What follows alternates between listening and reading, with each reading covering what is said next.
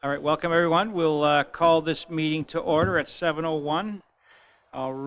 Council had a closed session prior, so I will read a land acknowledgement. As visited on this land, the town of Bradford, Gwillimbury acknowledges that the land on which we gather today is the traditional territory of the Shinnecock Nation, which includes Ojibwe, Odawa, and Potawatomi Nation, collectively known as Three Fires Confederacy. We recognize that the Huron-Wendat, Chippewa, and Haudenosaunee nations have walked in this territory over time. In times of great change, we recognize more than ever the importance of honoring Indigenous history and the culture, and are committed to moving forward in the spirit of reconciliation, respect, and good health with all First Nation, Métis, and Inuit people. All right, we're on to 4.3, and we do have a motion arising out of closed.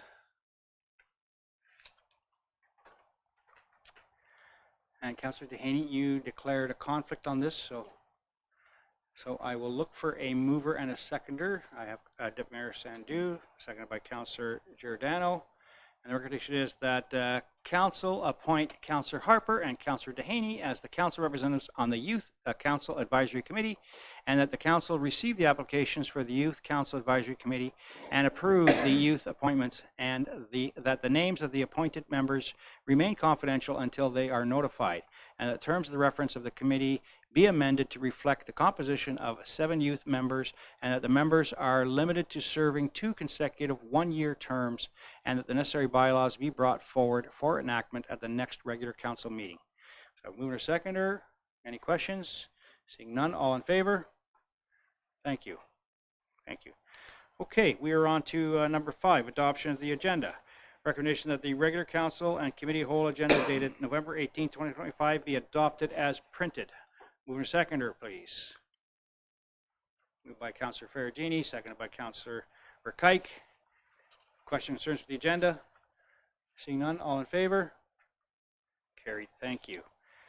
Declaration of pecuniary interest and the general nature, you declare now, or if you find yourself in that position moving forward, just let us know. Councillor Dykey. Yes, under staff reports, 12.1, Holland Street East, Holland Street West. I want to declare a conflict of interest due to my store located on Holland Street. So at that point, I will leave the table. All right, duly noted. Thank you. Councillor Dehaney. So I declared interest 17.1. Conflict of interest 17.1. Okay. So duly noted, 17.1, you're declaring a conflict of interest on that also. Okay, thank you. Any further conflicts? All right. So seeing none, we're on to, there's no presentations. We're into deputations. We have the Hallmarsh Drainage System Joint Municipal Service Board with us doing the 2026 budget plan. So I will call up our Drainage Superintendent, Frank Jonkman, come up and present this budget tonight. The floor is yours, Mr. Jonkman.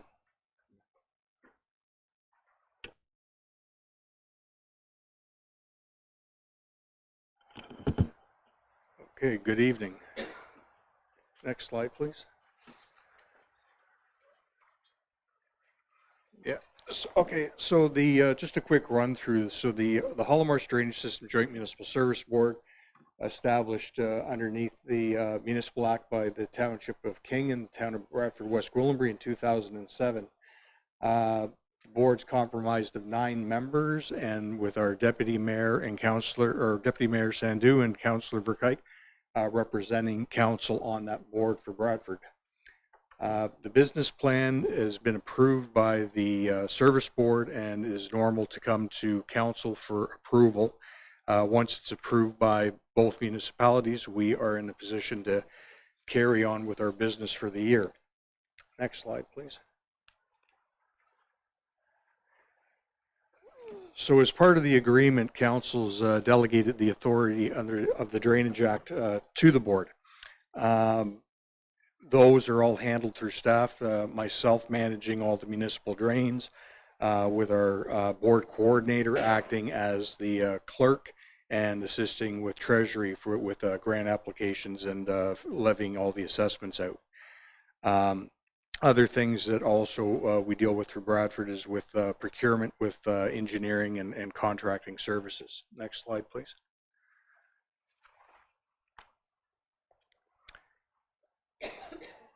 So in total, there are what we maintain or operate is 56 municipal drains throughout the Holland Marsh, 8 pumping stations.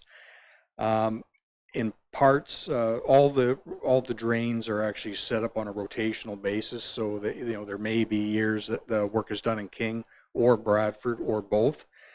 This year, the work scheduled in Bradford is for the small drains is the River Road drain, the Morris Road drain, and the Horlings drain. Those were our normal maintenance activities. Capital Works, King Drain 16 is ongoing. The Burnside's been appointed. We're expecting a report anytime. We also are doing a new Section 78 report for the replacement of the Professor Day pump house. The Malidi Drain, an engineer has been appointed to prepare a report for that. Cobar Marsh, the engineer has been appointed to prepare a preliminary report. Fraser Creek, we are in the process of creating a roster to appoint an engineer to prepare a preliminary report for that project. And for the North Canal realignment, we are considering, or we will be appointing an engineer for that work. Next slide, please. And this is just kind of an overview of the expenditures. The board administrative costs are $166,000. That is split equally between Bradford, West Gwillimbury, and the Township of King. The next is the drainage superintendent costs. That's subject to a 50% OMAFRA grant, or OMAFA, it should read. With the Holland Marsh drainage system, with the pumping, maintenance, and main drain, so that's the center drain, or the central river through the marsh, and the perimeter canal system. We are looking at about a $477,000 expenditure on doing maintenance around there. Small drains in King are approximately $75,000. Small drains in Bradford, $69,000, and with the capital works with the listed there, $300,000 in engineering. Part of the expenditures also for the Holland Marsh system, the small drains in Bradford and King also are eligible for 33% grant from OMAFA. If for farm eligible class properties. In the 477, it's a little bit higher than it was in previous years because we are planning on doing interval 18, which is the section that's parallel to Highway 9 in King Township. That will need to be dredged as MTO is planning on cofferdamming off the North Canal to accommodate the bridge replacement with the 400 series highway. So when they do that, we have to make sure that the receiving water course now, so all that water is going to be forced through the south side, so that's why the maintenance is going to happen there. Next slide. I think that was it. Yes. So any questions? All right, thank you for that presentation. Any questions on the board activities? We have our board members here also, so Deputy Mayor. Thank you, Your Worship. I don't have a question. I just want to say thank you to you for all the work that you do on behalf of the board and also behalf of the town. Having you at the board meetings is great help, and you make it easier to understand stuff because I have to admit some of the stuff I'm still learning. First term on the board, and there's lots to learn. So thank you.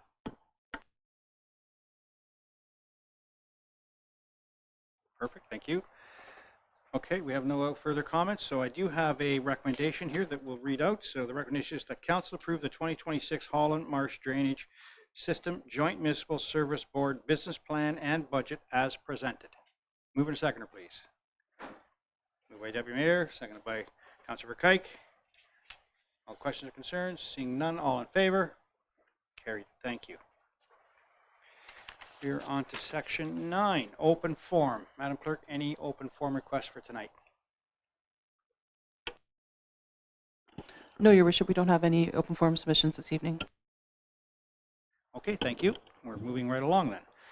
We're up to section 10, adoption of the minutes and committee of whole recommendations. I have a recommendation that the committee of whole recommendations COW 2025-60 to COW 2025-63 be approved, and the minutes of the regular council and committee hall meeting dated November 4th, 2025 be adopted as printed.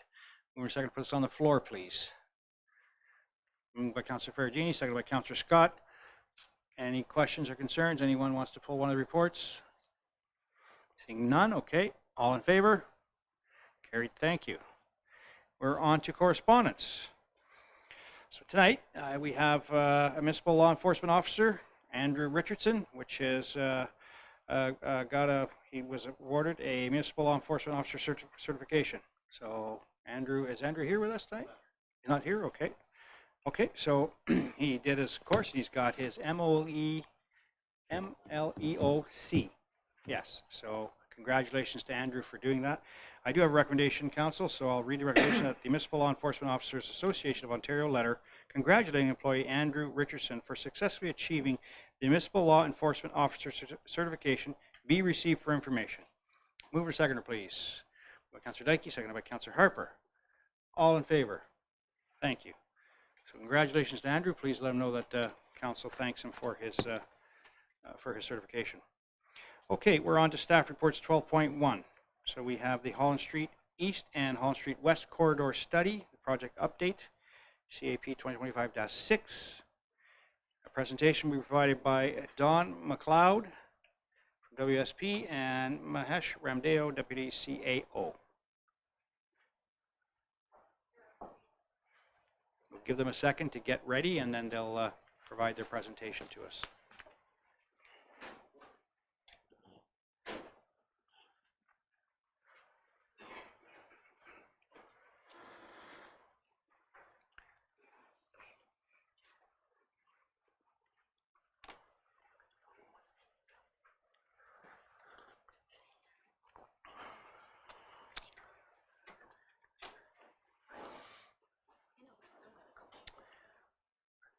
So we have Don, Mahesh, and Tony, I think, is behind. You've got your team. Mahesh, the floor is yours.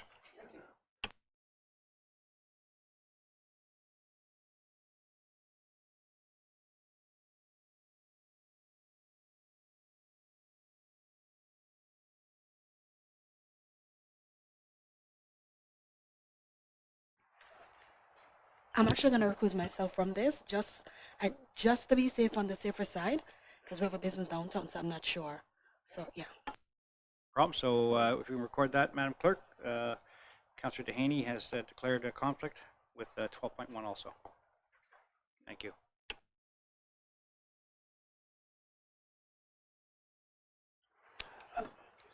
Before you start, sorry, I see that Councillor Dykey has left the table also, has declared your conflict also, so just to be noted. Thank you. Thank you, Mayor Leduc, Deputy Mayor, members of council. This presentation today is going to be between myself, Don, from WSP. With me, I have Tony DeRoche, the Director of Infrastructure, and Saad Yusuf, the Manager of Capital. So any questions that you may have, we've got the full team here. I'd like to thank staff and WSP for getting us to today's presentation. What you will see today is really the design that was presented as part of the 30% design a few years back being refined and brought forward. Minor tweaks from that 30%, but what you're seeing today is that 30% just taken to a higher level of completion. If I can have the next slide, please. As we go through today, I'd like to this is what we'll cover, but I'd like to paint a picture of what the original idea of Holland Street project was. Going back to the RFP for the EA, the idea was to create a destination spot within Bradford. If you were to think back of communities of 100, 200 years ago, communities develop around a central location. Back then, it used to be communities halls, it used to be churches, places of worship. It's a place where people would gather, people would come and meet each other and hang out. And that's how communities became what they became. As we grew, that became less so. So the idea of Holland Street was to create a destination spot where residents can come out, residents can hang out, residents can be seen, residents can enjoy a cone, go to a cafe, go shopping, sit and enjoy during the summer. It was a place to come out and the family to be. It's a place that we envisage to have public art. It's a place that we envisage to have green spaces, landscaping, public spots where people can come and play music. It's that kind of image that we had for Holland Street, that we still have. So the design that was done as part of the EA process was to create that. What we're presenting today is that vision just taken to a higher level of completion. As I said, today's presentation will be myself, Don, doing most of the presentation, with Tony and Sad to help from a question perspective. So we'll go through it. If I could have the next slide, please. Okay. What you will see as part of the presentation is, actually, let me back up a second. What we're asking you today is to receive the report, receive this presentation, and really to endorse the plan that we have, the implementation plan that we've got, that we're presenting here today. That's what we're asking you to do. The current estimate of the project that's in the report, that the staff report, we're not asking you to adopt that, endorse that at this point. That will be part of the budget exercise.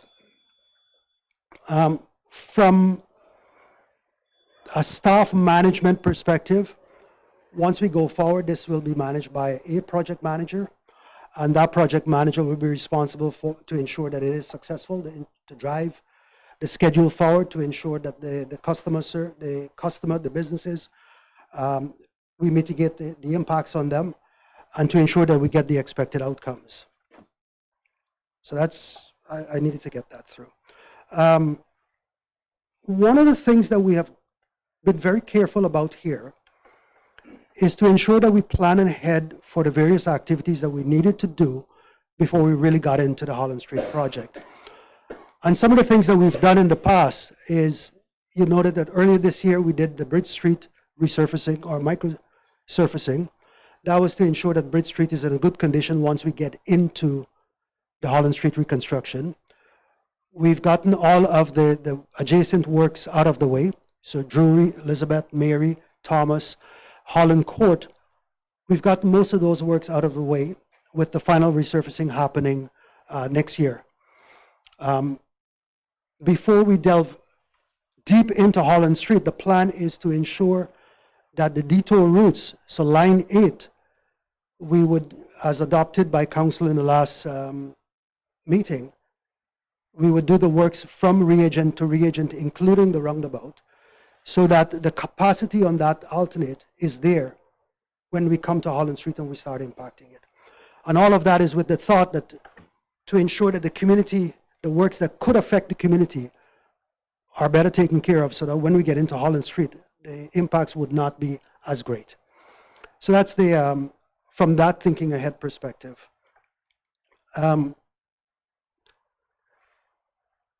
Where we are today, so we are at a 90% design. With council's endorsement of where we are and the plan to go forward, our intention is to take that 90% design to the full design, and then later, likely much later into 2026, look towards a tendering of the first phase of the project. That has to be done after we complete the design, of course, but once we've got a clear idea of when the Line 8 works will be done. We don't want it to be in a situation where we have those bottlenecks and we're looking to start Holland Street. So that's the idea. 2026 into 2027 will be utility relocation works that are necessary, plus any utility upgrades that they need to do as a state of good repair. The idea is that once we do the works on Holland Street, they ought not to be coming back for many, many years. So we want to give them the opportunity, these are the utilities, to ensure that their assets are in a good state of repair before we proceed. If you can move to the next slides, please. You can skip this one, the next one as well. And just go to the one after that. One more, please. Right. No, go back one, please. These are our phasing, so what I just spoke about. The intention, the lineate works that you see on the top left, is to get that done. Once that, as I said before, once that is done, that detour route, we did some resurfacing a year ago, that detour route would be in a condition that it could function for many, many years going forward. And that will allow us to come back to the Holland Street to focus on the Holland Street project. We've got some timelines there for when the various phases will happen. Those are planning timelines. I'm going to say subject to refinement as we go forward. But those are our planning timelines. So now I'll pass it over to Don. And if you can proceed to the next slide, please. Thank you. So these next few slides are plans that show the details of the design as it was derived from the preferred alternative through the EA process that was completed in 2022. There is a legend on there, but it looks like it's pretty hard to read there. But basically, the gray area that you see is proposed asphalt with the yellow and white line painting markings, and the yellow is the proposed concrete sidewalk in this section of the area. So we start. This is the west end of the project.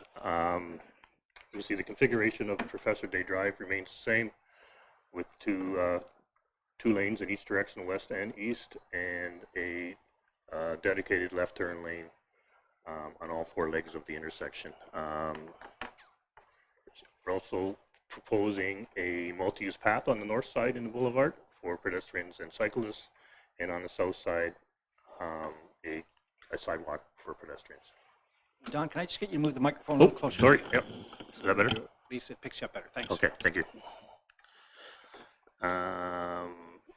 Next slide, please. So we move east of the project, so from west of Willow Park Avenue to east of to Thornton Street there, Thornton Avenue. So that the lines, the 4-lane cross section tapers down to a 3-lane cross section. Basically, we have 1 lane in each direction, and we have a center lane, 2 left turn lane throughout this part of the section. The multi-use path continues on the north side, and the sidewalk continues on the south side. I think that's it for that. Next slide, please. So here is the multi-use path ends at Toronto Avenue, and heads north towards John Street on the west side of Toronto, and the 3-lane cross section tapers down to a 2-lane cross section through there, and the narrowing of the roadway allows for a larger boulevard space. You can get the green areas, shaded areas there show some larger boulevards than are there today. I think that's it for that one. And next slide, please. As we continue to the east towards Barrie and Simcoe, this continues with this similar cross section with 1 lane in each direction, and a sidewalk on the north side, sidewalk on the south side. This is the area that is currently under construction. The Drury or Holland Court, Drury, Mary, Thomas, and Elizabeth are currently under construction now, and we'll be finishing up next year. So, and in the very Simcoe intersection, there's dedicated left turn lanes, and that's it for that one. So, yeah, so left turn lanes on all 4 legs of that intersection. Next slide, please. So this 2-lane cross section continues easterly. We have some on-street parking. It's hard to see there, but I think it's on the south side of Holland Street as we continue towards to the east. So, and I think the blue area that you're seeing there is, as we get into the downtown core, is the narrowing of the roadways. allows for some of the amenity space that Mahesh talked about earlier. So just to create that outdoors activities areas if we can through the downtown core. Next slide, please. And if we head to the east section of the project at Dissette Drive, so we're expanding back out to the current configuration of Dissette Drive with the 2 lanes in each direction and the turning lanes on all 4 legs of the intersection. So that's basically the west to the east portion of the project. And then I think we can go to the next slide. So this is to deal with the active transportation. So as part of the EA, this was the approved preferred option for active transportation. If you recall, there was a multi-use path from Professor Day Drive towards the Toronto Street and headed north on the west side. And then John Street is being reconfigured to put bike lanes on both sides of the street. So we have a westbound and eastbound bike lane on the streets.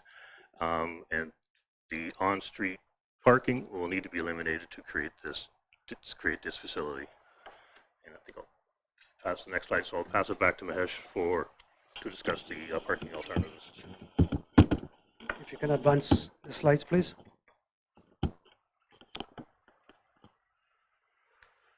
This slide gives an indication of the existing parking that exists that's within the project area. To the east and to the west of it, so what we call zones 5 and zone 6, are areas where you've got larger commercial properties that have on-property parking. So even though there's on-street parking in these areas, most of the parking that you see in this area are on property and will continue to be on property. The area that I'd like to focus on going forward are what we call areas 1, 2, 3, and 4. And as you can see in this slide, those areas have 114 on-street parking spaces. Nothing that we will do on this project will impact the municipal lots. I just wanted to focus on the on-street parking for a second. And this is in full transparency. We're going through these slides. If you could advance, please. So as I noted before, we had 114 on-street parking spaces in these 4 zones. The design, as had been presented before, and this is through the EA process, would remove 75 on-street parking in these 4 locations. This is zones 1, 2, 3, and 4, which would be essentially the north, east, south, and west of Barrie and Simcoe Four Corners area. We recognize that this might be a bit of a concern to some of the business owners. So what we've been looking at is we've been looking at alternatives, and this is what we're presenting to council this evening, not for decision, but just to say these are the options that we have available to us, of what we could do going forward. So 39, could you advance one, please? So some of the things that we could do, as Don mentioned, on John Street, we've got bike lanes on both sides of John. It is possible that we can remove one of those bike lanes, correct, John? Correct, Don? Yes. And add on-street parking on John. It would be the north side of John. And if we were able to do that, we would recover, we would go from, 39 to 69 on-street parking spots that we would gain. So we'll gain 30 on-street parking spots if we were able to do that. And that's one of the suggestions that we do have. There is a cost to that. It would add to the project of $700,000 to make it wider. There are additional options that we have as well. If you could advance one more slide. So in the northeast and the southeast quadrants, there are vacant lands that we could purchase and we can convert. The cost that you see there, those are not the full cost to build them out. Those are acquisition costs at this point. The two in Northeast, Zone 1 or Zone 2, and Zone 3 are the top two that you're looking at there. And that would yield us another 40 parking spots. So we would go from 69 to 109, and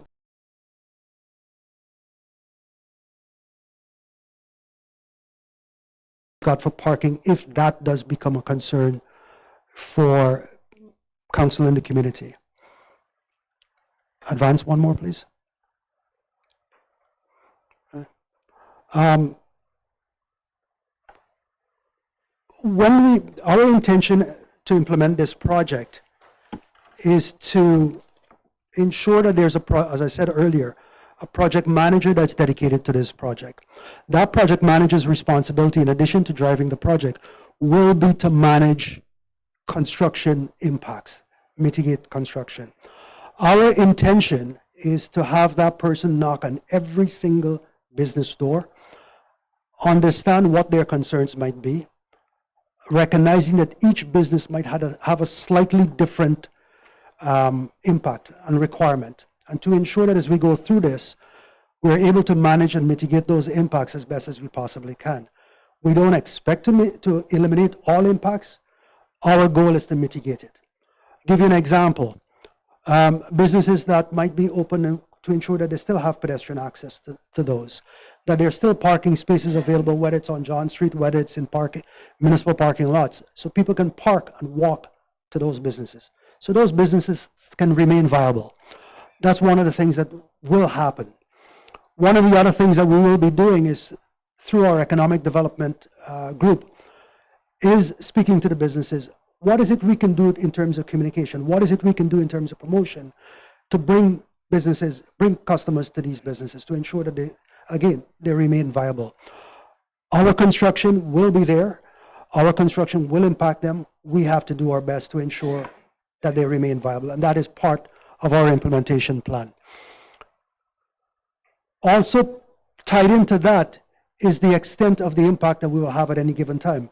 It is not our intention to close whole sections of roadways at a time, but rather control the construction zone to mitigate that impact again. Those are all the ideas. Yes, as I said, there is going to be impact. It's how do we mitigate that impact? From a traffic perspective, I spoke earlier to ensure that Line 8 is done. It's to ensure that the detours are in place, the detours are signed, and they're working ahead of us doing the work. It's all of these little things. And that is why it will have a dedicated project manager whose job would be to ensure that that happens as this goes forward. I'll hand it over to Don again. Thank you. Have the next slide, please. Next one, please. So this is construction staging. This is a schematic of the planned construction. As Matt said, we divided it into three phases. The west end is phase 1. The east end is phase 2, and the middle section is phase 3. And to elaborate on that, for the first year of construction in phase 1, it would just be the underground constructed as far as phase 1, and then the surface amenities would be constructed in the third year of construction, in concert with the middle part of the middle phase. And then each one of these phases will be divided into 3 separate phases as well, just to maintain the construction activities to as small space as possible. Next slide, please. So this is the phase 1 and 3 construction. So phase 1 underground, and then phase 3 surface areas in this area. And we've divided these into smaller phases and stages as well. The yellow line you see there is potential detour route utilizing line 8, which is why we need to have line 8 completed before we go to this construction.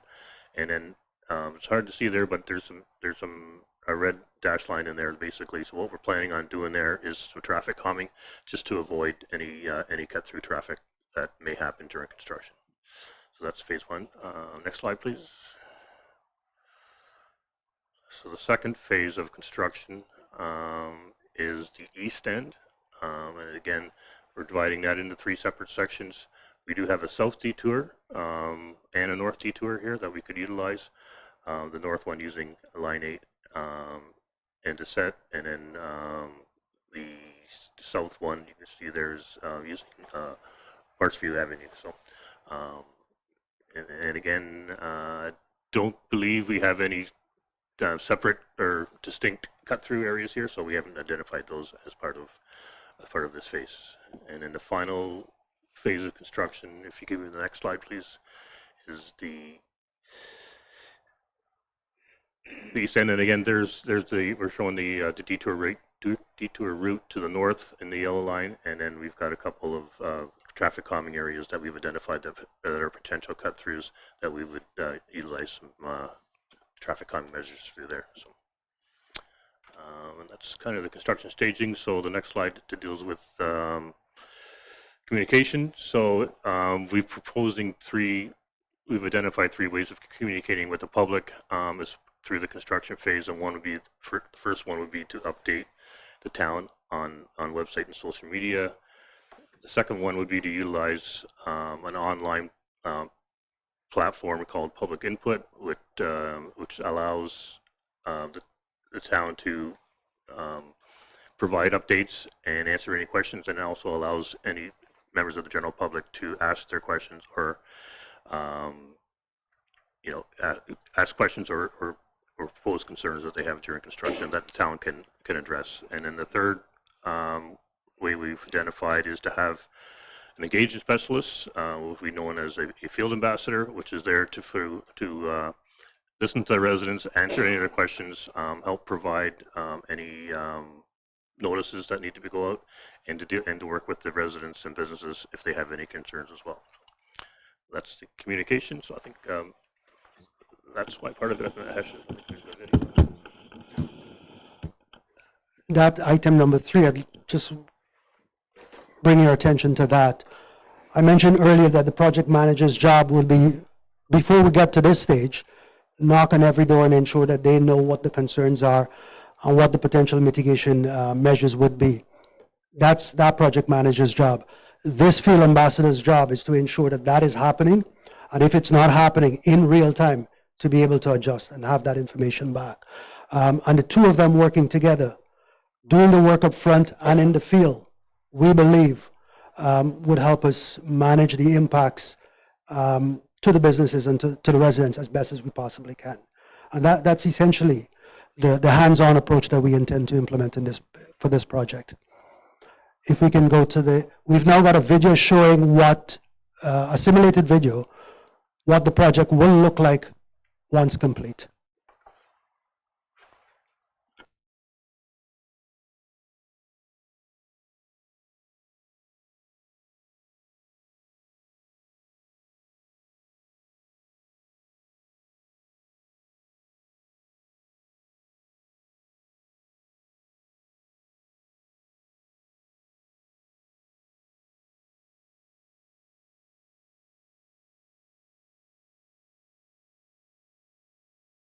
Bear with us a second, please.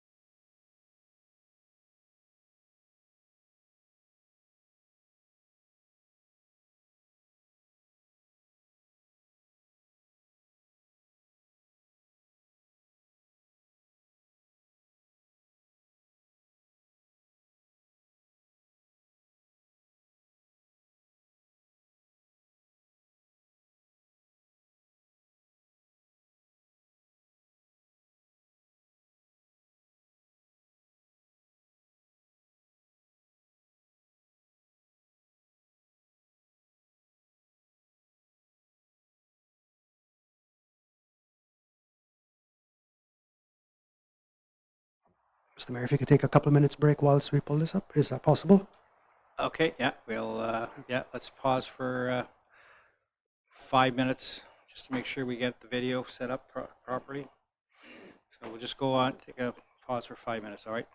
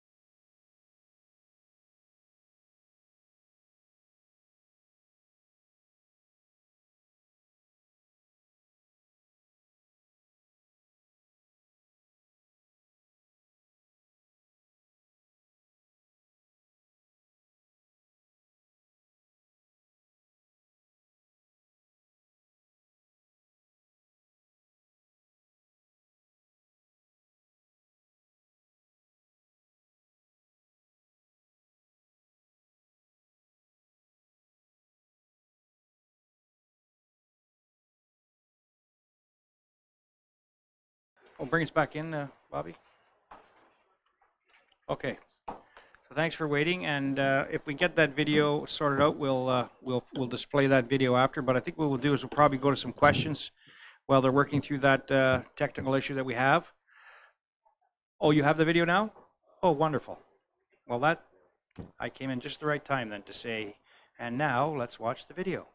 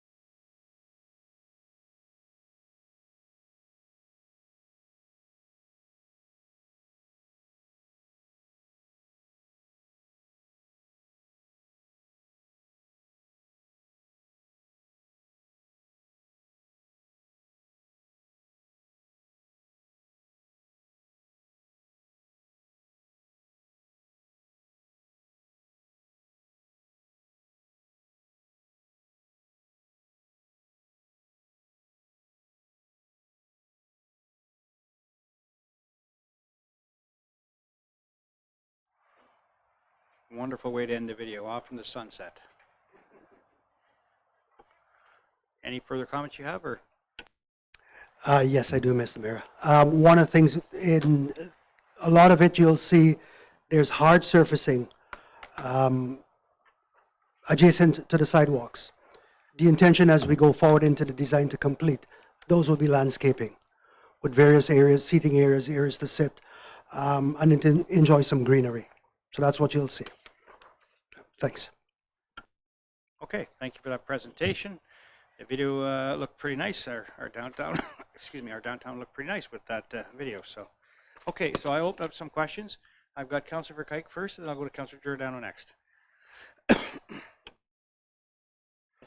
Yeah, I've got 5 questions or comments.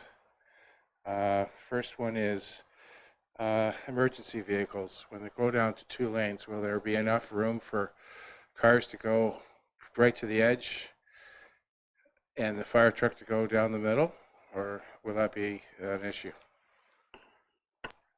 There'll be enough space based upon, through you, Mr. Mayor, to Councillor Verkuyk. There'll be enough space for them to pull to the side and for emergency vehicles to pass. Yeah. 1 second, Don. I can add to that. We are in contact with emergency services through the detailed design. We've had constant communication with them, so they're well aware of what we're doing, and they've given their approval. And then similarly, for any bus route through this area, will there be designated bus stops where buses can park and not block the lane when they're stopped? Through you, Mr. Mayor, to Councillor Verkuyk. The idea, if we go back to fixed transit, yes, there are areas that could be designated as bus stops. All along there are individual parking areas that could be designated. If we stay with the on-demand, similarly for if they're stopping on Holland, some on-demand locations are within the commercial plazas. Parking, I definitely would endorse doing the John Street 1 bike path, and I would do both. I would also use those empty lots. And when would we be looking at having a cost for that? And would that be in the would that be in next week's budget, or what's the process there?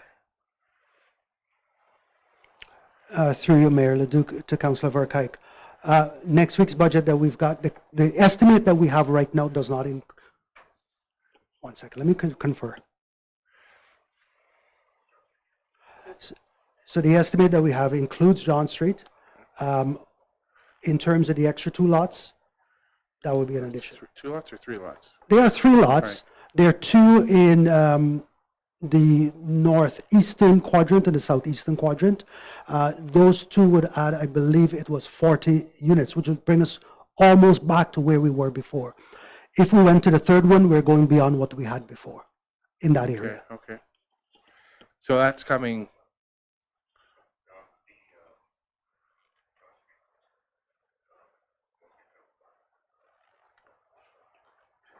Sorry, stand corrected. The John Street, that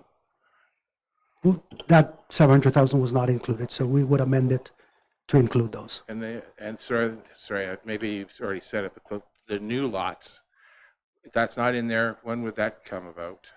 We could add that as well. If that's the will of council right now for us to put those in, yes, we will put those in. I would definitely endorse that. I don't think we can lose more parking. We're trying to make this a destination. Because it's not just, it's rural residents that need to drive in. There's no bus service for me. And so any event or anything I want to go do, I need to park. Minor question, John Street, is it just a multi-use path that's going from John Street to Dissette, or will John Street actually extend through to Dissette? Under this, John Street will not extend through to Dissette. And then the phasing. On page 35, it says phase 2 is going to happen in 2030-31. And on page 50, it says it's happening in 2028. And it wasn't too clear on that. Sure. Through you, Mayor Leduc, to Councillor Verkuyk. That's a discrepancy, obviously.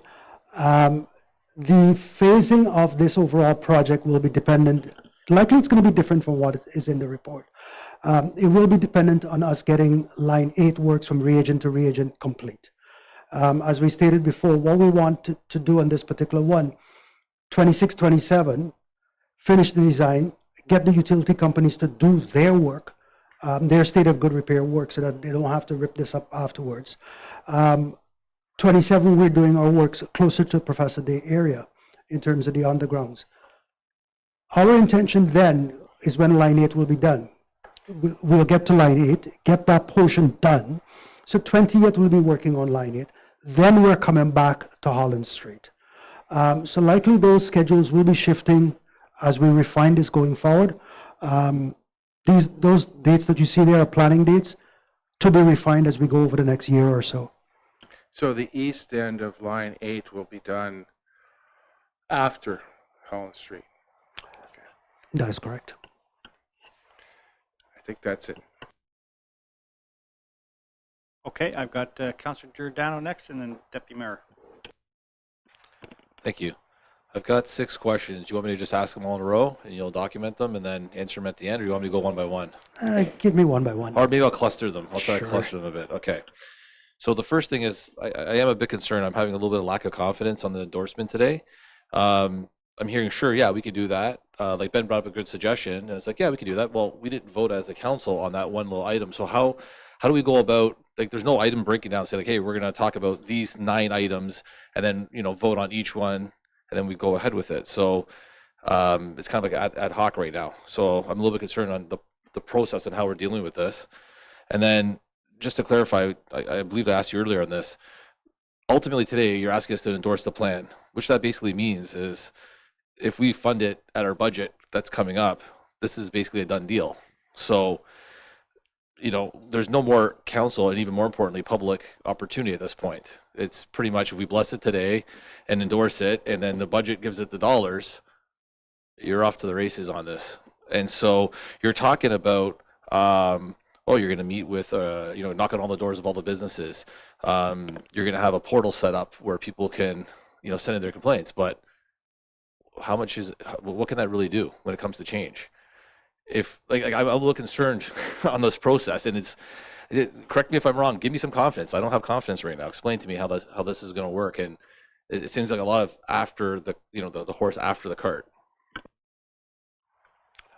Through you, Mayor Leduc, to Councillor Giordano. As I told Councillor Verkaik, if it is the will of council for certain things, we as staff will proceed, which means that council really does have to, as a group, vote on that and make that decision.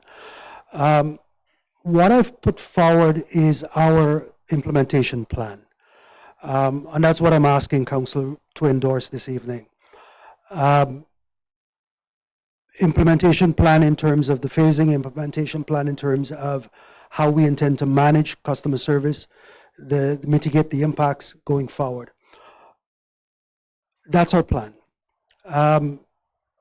In terms of the design, as you mentioned there, what we're presenting as part of this, what we showed in that video, is the design that was presented through the EA process, there were open houses, public consultation, presentation in council, that was presented and that was endorsed by the council of the day, that we've refined and brought forward.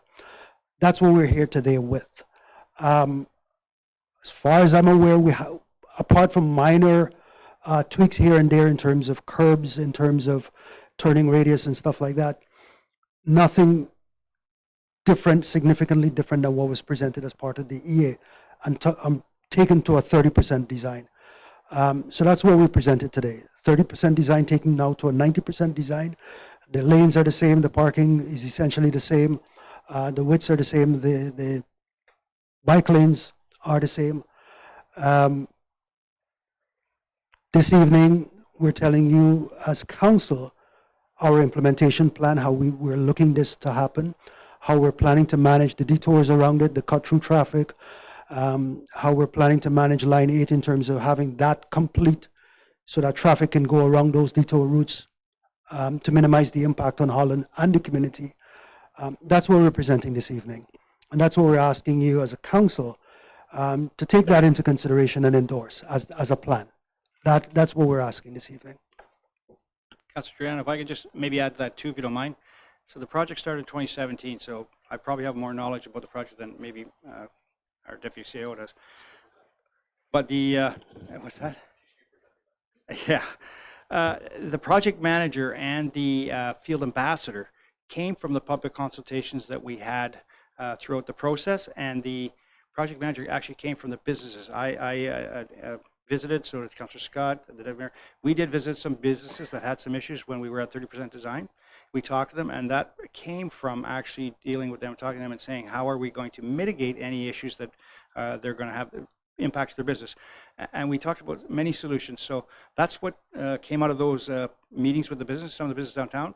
We've met with a lot of them. We'll still do that. That's what the whole process is, to go back and make sure when we do this project, it has we have that ability to make sure that we address their concerns and make this as smooth as possible for them. So we've had engagement throughout the whole system. We've had the businesses incorporated. The plan, you know, it's not a bad plan. I think what we've seen tonight is we've got two assets within changes. Is do we want to do the 2 multipath lanes on John Street, or do we want to save 30 parking spots? And they showed the reduction in parking spots throughout this process. So we can gain 30 back by just saying, you know, we only need 1 multi-use path on John Street for the north side. And they threw the option, if you want to buy more parking spots for downtown, we can pick up 3 parcels. I think that's something that, you know, it's not in this it's not here. We're not endorsing that tonight. We're not here saying, yeah, let's go buy 3 parcels tonight. That's not what we're doing. I think the one that we make is the change about, do we want to save 30 parking spots on John? And we have time to do that through the budget process and through moving this project forward. So I don't really have concerns about those 2 issues. I think they can be addressed easily, and it's just up to us. But yeah, I get your concern about the business not being talked to, but they were, and we've had discussions. We'll continue that. And the field ambassador. Those 2 items, the project manager and the field ambassador, were picked up through that process. I tell you, I visited 3 towns with doing construction projects like this. So we got the feedback from them. We actually understood what the complications were with doing it downtown. they're difficult projects. This is a very technical project. It's difficult, but we went out and did our homework, and it's taken us a long time to get here. But I'm pretty confident we did okay, making sure that we're going to have the things in place to make sure our business community is taken care of. And that's number one. We need to make sure of that. So just want to add that for information. That's good. Again, you maybe answered it a little bit better. So ultimately, we're going to decide on John Street, and then in the future, we'll discuss whether or not we want to allocate some parking lots, and everything else is a done deal after today if we endorse it. So that's what I'm hearing.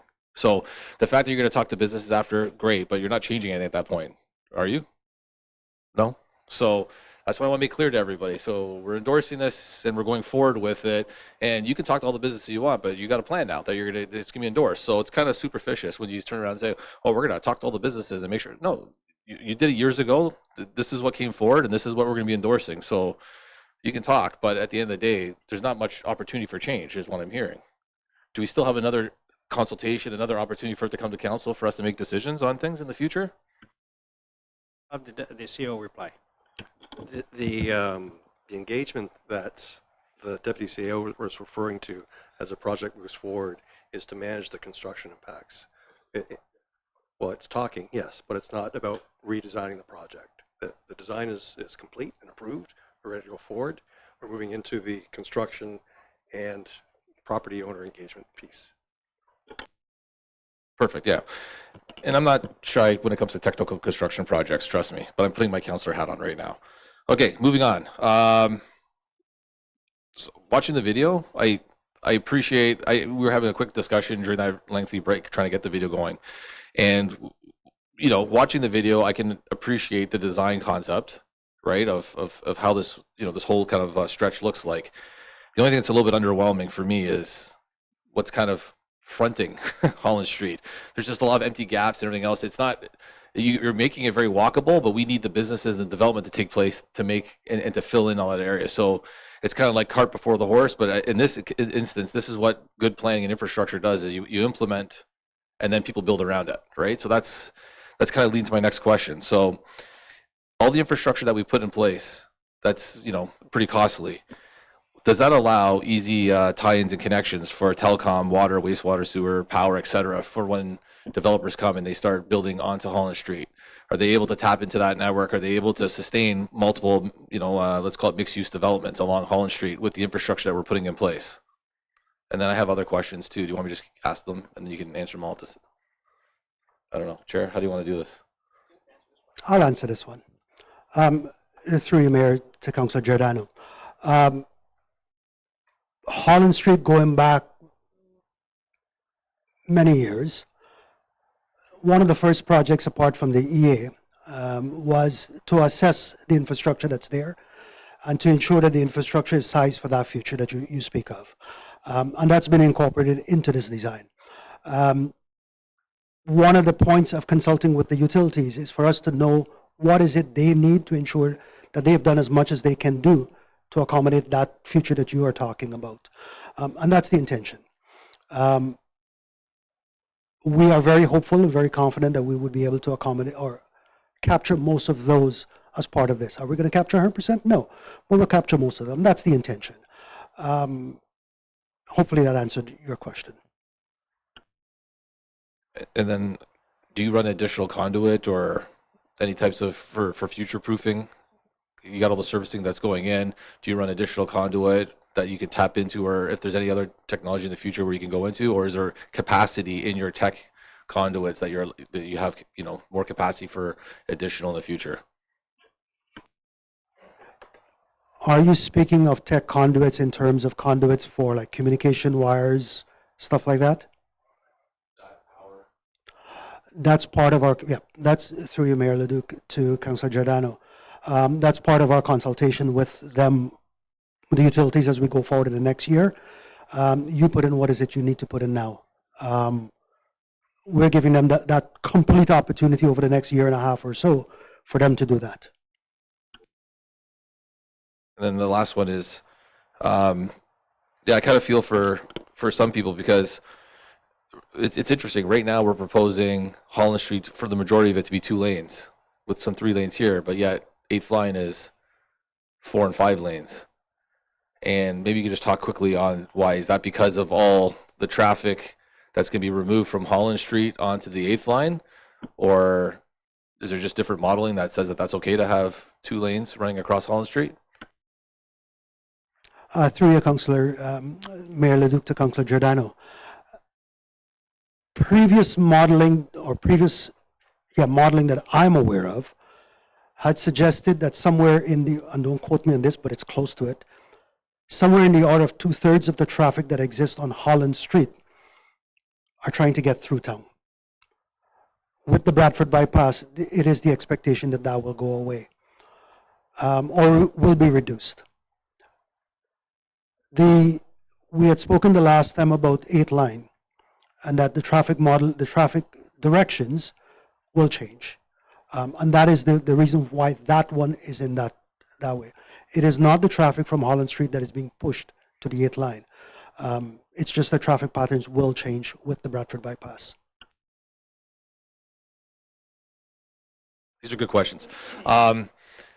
So let's say we have a bunch of development that takes place, 12-story condominiums, mixed-use development, restaurants, everything else that get, how are they going to turn in and onto Holland Street if it's 2 lanes in some of these areas? Again, I'm a little bit concerned. It might work for the modeling right now, but how's about the future with all the growth that we're expecting in the downtown area, especially with going height? How does that facilitate 2 lanes? How you can get in and out very easily? I'm struggling to see that as well, but for now, it makes sense, I guess, from what you're saying, but maybe you can shed some light on that too. Through Mayor Leduc to Councillor Giordano, while I can't say for certainty how development will happen, where it will happen, what kind of buildings will come forward when they come forward, I suspect that a lot of them will be like Holland House, where they will extend from Holland to John or from Holland to Centre. So I expect that when those developments coming in, there'll be options in terms of traffic, in terms of the modeling, where they will go, where they won't go. We're speaking about a future now. I think when we get to that future, based upon this design that is here, based upon planning, good planning, what it would require, there ought to be options, and there will be options there, especially off of John Street. Okay, great. I've got, let me go through my list of who I've got speaking or looking to speak. So I've got Deputy Mayor Sandhu next. Councillor Scott, I seen your hand up. Did you still want to go? Okay. And then I've got Councillor Ferragini after and Councillor Harper. So I think I have everybody. Deputy Mayor. Thank you, Your Worship. And I want to thank the staff for this report and presentation. And I also want to thank you for answering some of my questions earlier over the phone. Some of the items that I was going to bring up about the parking, Councillor Verkuyk brought up. The way I see this, what we're asked to do is receive this report, endorse the implementation plan, the staging, how we're going to do it, and recognize that the project that was 18 million at one point is 37 plus now. And then that figure of 37, 38 is to be discussed at budget time. Tonight, we're not passing that number, saying that's the number you go with, it still goes to the budget. Am I correct? Through Mayor Leduc to Deputy Mayor Sandhu, yes, you are correct. Okay. So I won't ask some of the questions that's already been asked. The project manager position, is it a contract position for the length of the project? Or is this person going to become a full-time employee of I'm thinking of my other work. Full-time employee of Town of Bradford, West Gwillimbury. That's one question. The business impacts. It was mentioned earlier that staff's going to go door to door. This project manager is going to door to door. But we have to look at other ways also to help. Whether looking at scheduling during peak times or other ways to help businesses. What I learned when I first came on council, we were going through the Dissette Street project. And I hope we kept lessons learned from that project and we can implement it here because there's lots of business community on this. And there's no way that with this project that we can put someone out of business. If we have to go extra, over and above, that's what we should do. Second thing the report talks about is the traffic impacts on the neighboring streets. We all know that's going to happen, but we should have a game plan beforehand. Can we put some of the streets that we think are going to be impacted, speed humps or any other actions that can prevent speeding in that area or protect? Those are the issues we need to look at. This project's been ongoing for years. And I heard Councillor Giordano many times say, because he's expert in this field in construction, say that any delayed project is going to increase the cost. And any delays here will increase the cost, and we're seeing it. We're going from 18 million to 37, so I don't want to delay it anymore. And this is an important project for our downtown core and for our Bradford residents. There were lots of input from the residents and the business community, like the mayor said. I know Councillor Dykey's sitting out because he declared on this, but he was also going around and asking at that time. We have heard a lot from the businesses, and what we heard, we need to put that in action. So thank you. Any comments? Yes, Mayor Leduc. Deputy Mayor Sandu asked a couple of questions. I'll answer those questions. Deputy Mayor, you spoke about the project manager. It is my expectation that the project manager will be assigned to this project, whether it's an internal existing position or otherwise. It's for this project. I don't expect after that that person will be just there doing nothing, for the lack of a better interpretation. You spoke about the traffic cut through. That's one of the things that this team paid special attention to. How will traffic go around the work zones? What is the potential of traffic to try to go through the neighborhoods, if that's possible? And when there are potential for them to go through the neighborhoods, to look at those possible cut-through sites, routes, and to ensure that they be identified now from a construction management perspective, and that we have ideas of where they will be, and that mitigation will be there. And it was part of the presentation. So it's an active consideration in the project implementation. That one has been quite a long time in the project. You also spoke about the business impact. One of the things that we are very cognizant of is that the EA was completed 3 years ago. Consultation that was done then with the business, when the mayor went out, yourself, Councillor Scott went out, and others, some of those businesses might not be here today. So we do have to go back and knock on those doors to ensure that the businesses of today, if they're still there or if they've evolved or they're new, that we know what their concerns are. And what we're hoping out of that is to come up with a plan or plans taking into consideration what the concerns are today. And that's the idea behind this. And that's why it has to be that active.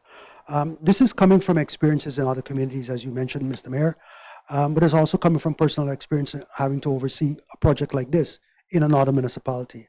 And that's what this is being informed by. So in terms of the business impact, our intention is to ensure that every business remains viable throughout this. If it does mean, as you mentioned, that we do go above and beyond in terms of our scheduling, our staging, our hands-on management, that's what it is. Okay, thank you. So next I have Councillor Scott. Well, thank you for the presentation. And I think we've had some good questions asked and answered. I want to go back to the process that led up to here. When I was first elected, the Downtown Revitalization Committee, which I became chair of, worked very closely with the project team as we shepherded this through the environmental assessment process. And every member of council who was a member of council last term here today voted in favor of endorsing that environmental assessment. In large part, I think because we had really direct consultation and feedback sessions with the residents and the businesses. And so the lessons that we learned then, I think as the mayor alluded to, was to say that we needed not only a project manager, but a concierge service for the businesses to manage the impacts of construction.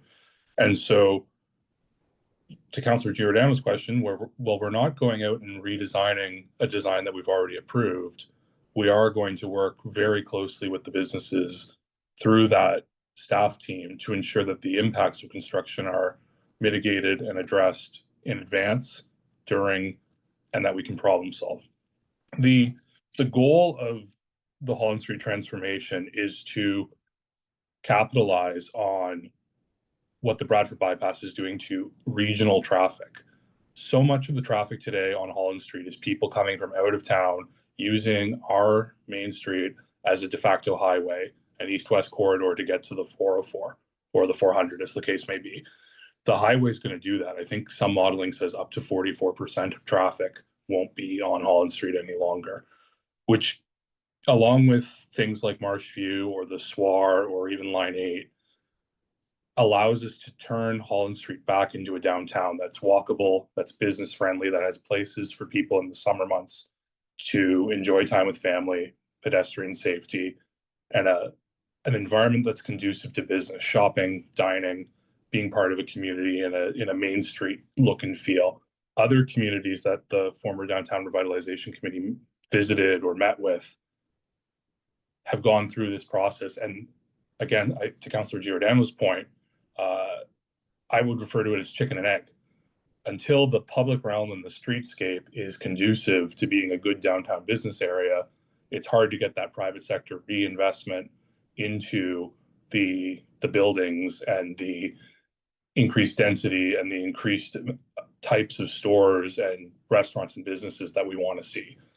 On parking, I would also just remind us all that we upgraded all of the municipally owned parking lots and increased the number of parking spaces over the last 8 to 10 years for a reason. I certainly agree with the Deputy CIO's suggestion, and I think Councillor Verkuyk did too, about tweaking the plan on John Street to have the activity lane and maintain on-street parking. I know Councillor Harper and I also want to see safety improvements at the Barry Street, John Street intersection. And I certainly also appreciated what the Deputy Mayor said around the detours and speed mitigation on those side streets like Scanlon or John or Center Street. Later tonight, we have the report on Gap Lane, which I also think is a nice piece of the puzzle to have connectivity in our laneways, whether pedestrian in the case of things like the lane near Moore Street or Allen Lane, but also Gap Lane, Center Street, etc. So I think this is a good plan, and I'm comfortable endorsing the phasing given our decision with Line 8 and how these two projects interact nicely together. I also, when we come to budget, the points were made already, but we never save money by delaying projects. And in this case, there's actually a bit of a tail wagging the dog factor, because a lot of the cost is to upgrade the underground infrastructure to facilitate the density that we want to see in our downtown, and simply the fact that a lot of that underground infrastructure is aging out. So it is true to say that one way or the other, we have to rip up Holland Street in the next 5-ish years to address the condition of the underground infrastructure. The environmental assessment that we approved last term is then about how do we put it back better than we found it. But rest assured, we have to rip it up one way or the other to deal with the undergrounds. And that also is a benefit, because this is financed through our water and wastewater reserves, our development charges through the benefit to existing in the early payment agreement. So yes, there's been cost inflation, but the financing plan makes sure that those cost increases aren't borne by our taxpayers. And looking at how that's going to go through the budget process, I think budget debates happen at the budget. And for tonight, we're being asked to deal with the sequencing plan. Finally, I'm cognizant that next year is about utility relocates and some very preliminary early works. The actual construction on this route would take place under the next term of council. And frankly, I'm cognizant of the fact that that council can decide any which way they want at that time how to proceed. But I like being able to leave things better than we found it and give the next council, whomever it may be, a roadmap. We have the environmental assessment study. We have the detailed design. We now have the implementation plan. Ultimately, the next council makes a go or no go decision in 2027 for those major construction works. But we're setting the table for them, I think, very nicely by approving this tonight. This has been something that generations of Bradford residents have wanted to see. Downtown revitalization is constantly one of the top priorities that people ask for. It's rightly in our strategic priorities as a council for that reason. We all campaign to one or extent or the other on downtown revitalization. And until we fix the streetscape and make it effective for business and for more residential options, we're going to stay in that chicken and egg dynamic. So I'll wrap up by just saying I would like to see the change on John Street, but I also want to see improved safety at that kind of jangly Barry Street intersection. In terms of the additional parking lots, I see that as kind of a secondary piece. But the main thing that we need to do is the streetscape, the additional downtown revitalization work, whether that's parking, whether that's incentivizing transformation of businesses or storefronts, whether that's new density in terms of condos, et cetera. That can all flow from fixing the street. But until we fix the street, we're going to be stuck in that chicken and egg problem. So I don't think the Holland Street Transformation Project is the end of downtown revitalization. I think it's the next major phase that needs to happen to facilitate the other phases coming forward. Okay, thank you for that. Next up, I have Councilor Ferragini. Thank you. Thank you for the presentation. There's been some great discussion around the table with a lot of good questions. This was approved previous term of council. So for clarity, I have a few questions just for clarity for the public during this presentation. Number one, when you show the phasing through here, the line 8 roundabout at Professor Day, 10 Side Road is to be done in 2027. Then bounce back to Holland Street, complete Holland Street, then bounce back to line 8. You're already having a situation where you're forcing the traffic to go from Holland Street to line 8, and then after it's completely reconstructed with 2 lanes, so you've now narrowed the entire road, now you're going to work on line 8 to push the traffic back on if they need a place to get through. So why did we do it in that order? Why didn't we just get line 8 completely done first, then move everybody over to line 8? Because then they would get used to driving line 8. You're taking 4 lanes away from Holland Street. First question. Second question is, when we were first discussing narrowing Holland Street, we talked about having the pads and stuff, making it more of a desirable walk-to place, patios, that sort of thing for the restaurants down there. When you look at the design itself, from what you showed us tonight, zone 1, 2, 3, and 4 completely makes sense in my mind to narrow it at that point. Why are we narrowing it all the way to Professor Day? Clarity, if you can explain that. Why are we narrowing it all the way to Professor Day, which you have as zone 5? And why are we narrowing it all the way to Dissette, which is zone 6? Because in those locations you have homes, you have plazas. I don't see the reason to take away the lanes at that point. Just for that whole entire section, I'm assuming that we just want to cut it right down. So if you can explain that. And then when we were going through the video, we were discussing on those patio areas, the concrete areas, you had made the comment about there will be landscaping, there will be benches, there will be to see the greenery. Obviously in the rendered video there is no greenery.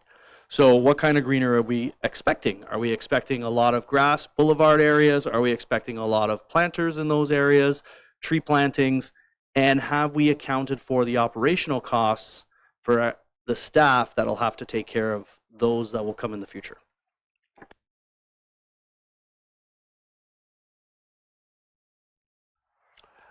Through you, Mayor Leduc, to Councillor Ferragini.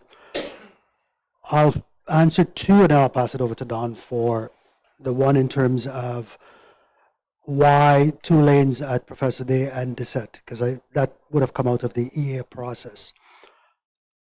In terms of the line 8 phasing, and then, as you mentioned, back and forth, the idea of that phasing is to ensure phase 1, reagent to reagent, 4 lanes, roundabout, is to remove any bottlenecks that might be in line 8 to allow traffic to move around.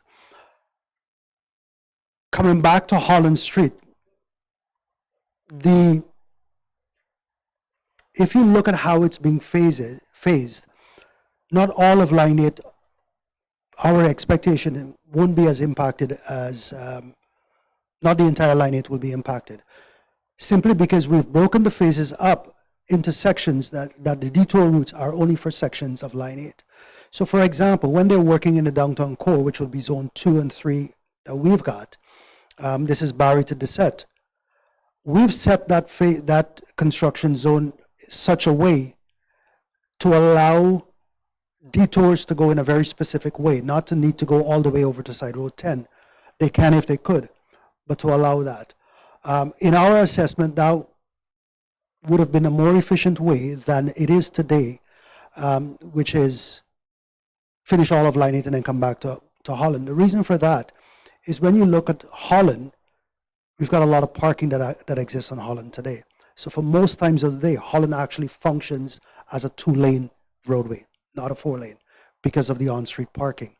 So through the team's evaluation, it was determined that the phasing that we have presented, which is line 8, come back to Holland, then go back to line 8, would have been or is the most efficient and effective way to do the staging. That was the analysis of the team. In terms of the landscaping. Sorry, can I just interrupt that one answer? When you put it that way, and you state that because of the parking, Holland Street already acts like a 2-lane road, why not just ban the parking on Holland Street, get the construction done first? Then you wouldn't have to have the back and forth. That, you can counter that parking issue, right?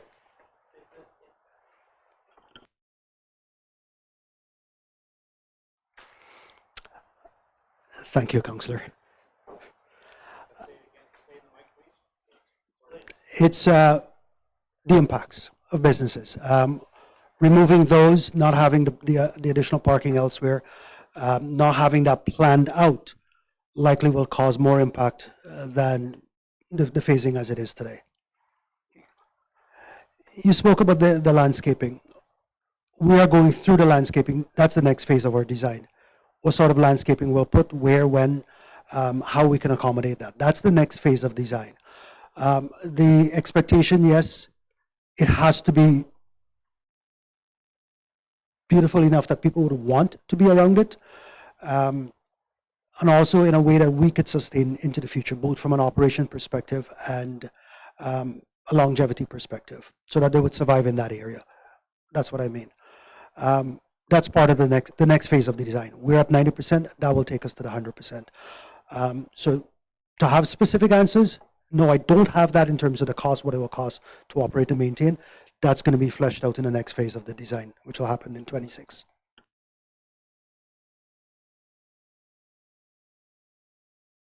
Don, sorry.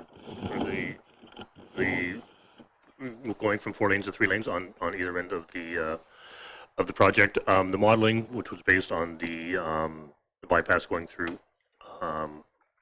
indicated that 4 lanes was not required. 2 lanes was a 3-lane cross section on the west end was enough to satisfy the traffic requirements. I wasn't part of the decision making. I came on more of the detailed design stuff, but what I'm understanding is the decision to go to 3 lanes was, if we don't need a 4-lane black asphalt, why have it there? It's aesthetically pleasing to have the boulevards, and it also allows us to have the room on the north side to provide that multi-use path, if that helps. Okay. No follow-up or? Okay. So it was just more of a comment, actually. It's more interesting that when this ESA was done, was the line 8 taken into consideration at that point?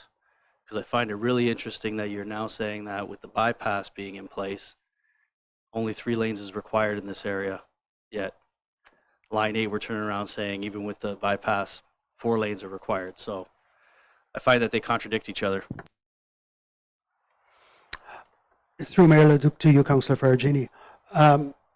As I said in the Line 8 presentation, the traffic direction, Line 8, will likely change with the bypass. Right now, traffic is trying to get across Line 8. Once the bypass goes in, the expectation is that traffic will be leaving the neighborhoods to the south and the 3,900 units that are planned for the north of Line 8, leaving those neighborhoods, getting to Line 8, then going to the 2 bookended interchanges on the bypass at Side Road 10 and at County Road 4. That is the expectation of traffic direction change on Line 8. That, the modeling suggests, will require 4 lanes versus what exists today, which is people just trying to get from one end to the other end. Not as many traffic. That's what will happen. That's what we expect to happen. Yeah, I think we have to also go back to his opening statement where he had the vision of what the downtown was to be, how it was to be a pedestrian-friendly area. So that's why they've narrowed it down and put in bigger boulevards, the whole bit. So that, I think, was part of how that EA was designed, to make sure that it was more of a pedestrian beautification of the downtown, to make sure that we have future opportunities for new growth and things like that in the downtown. So next one up is Councillor Harbour. Thank you, Mayor. Thank you for the presentation. I don't know if this is on.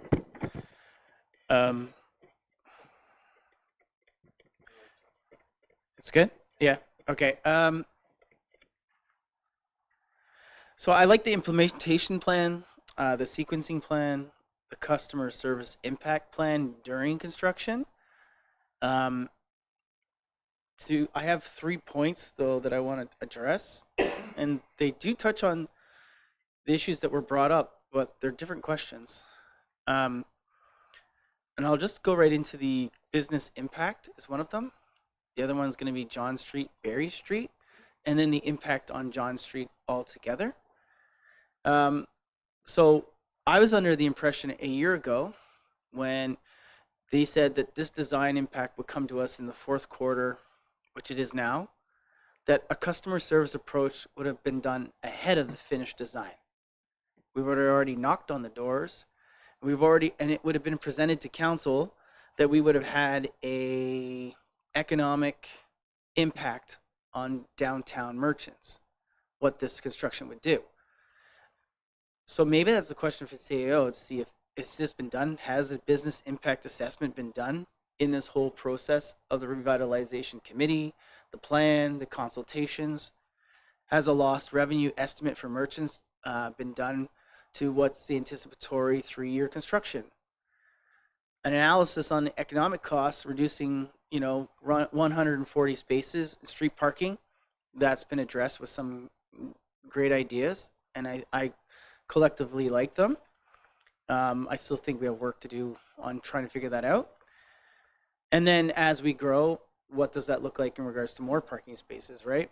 And I think we've had discussions on that. So I'll leave it with that question in regards to the business impact assessment. Has that ever been done or presented to council? Because this, like you said, this was done a term before me. So I'll leave that question there.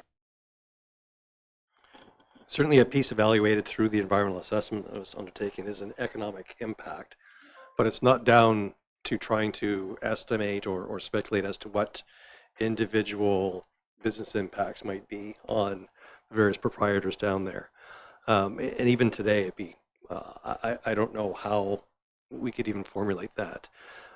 The shift, the focus is shifting from what design best serves this corridor and the property owners and the community as a whole, to how do we best manage the construction impacts on those business proprietors.